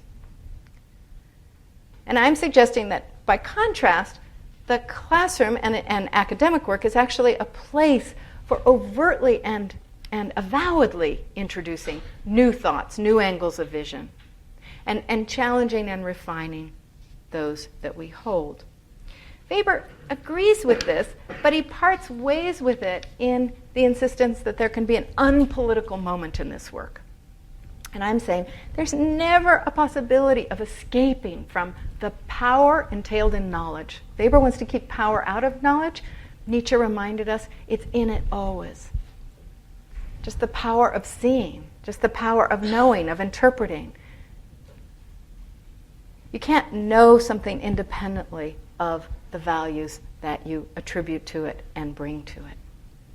So Weber's kind of sad, pessimistic formulation of politics as only dwelling in power, and his sad, pessimistic formulation of knowledge as only dwelling in objectivity, which will more and more empty the world of meaning and make it a more and more nihilistic place, that need not be our ending point here. I'm suggesting instead we can affirm the possibility of being what Weber would call responsible as well as passionate, political and knowing beings who cultivate and pursue political ideals, even as we submit them to constant reflection and scrutiny, even as we know these ideals don't have an ultimate grounding,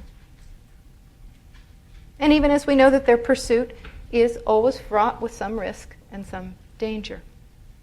I'm suggesting we, in contrast to Weber, try to affirm our modern condition as one in which we know that meaning is never given in a thing, it's only created. It's created by us. We are the meaning-making creatures. But we don't have to submit to that Weberian ethos of a manly stance toward the world that ends up offering us too few prospects for hope and too little possibility. We can refuse Weber's disjuncture between facts and values, but also between politics and redemption, without the fear of being fools.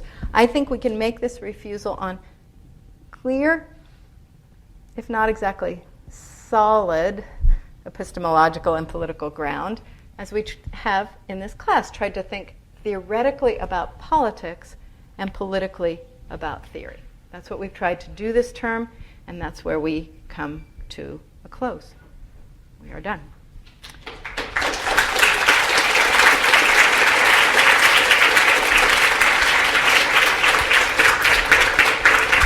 Thank you.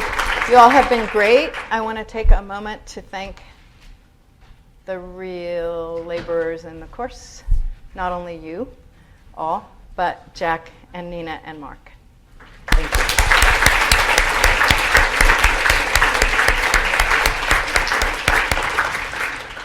All right, let me take a minute to see if there are questions about things I said today. We do need about 5 to 10 minutes for evaluations, but I also want to give you a chance to ask questions about Weber. As I said, we won't be able to answer those questions after you get your final. So this is the moment. If you wrote something down just now and you don't understand it, or if you want to ask a question or pose a problem, take your time and do it.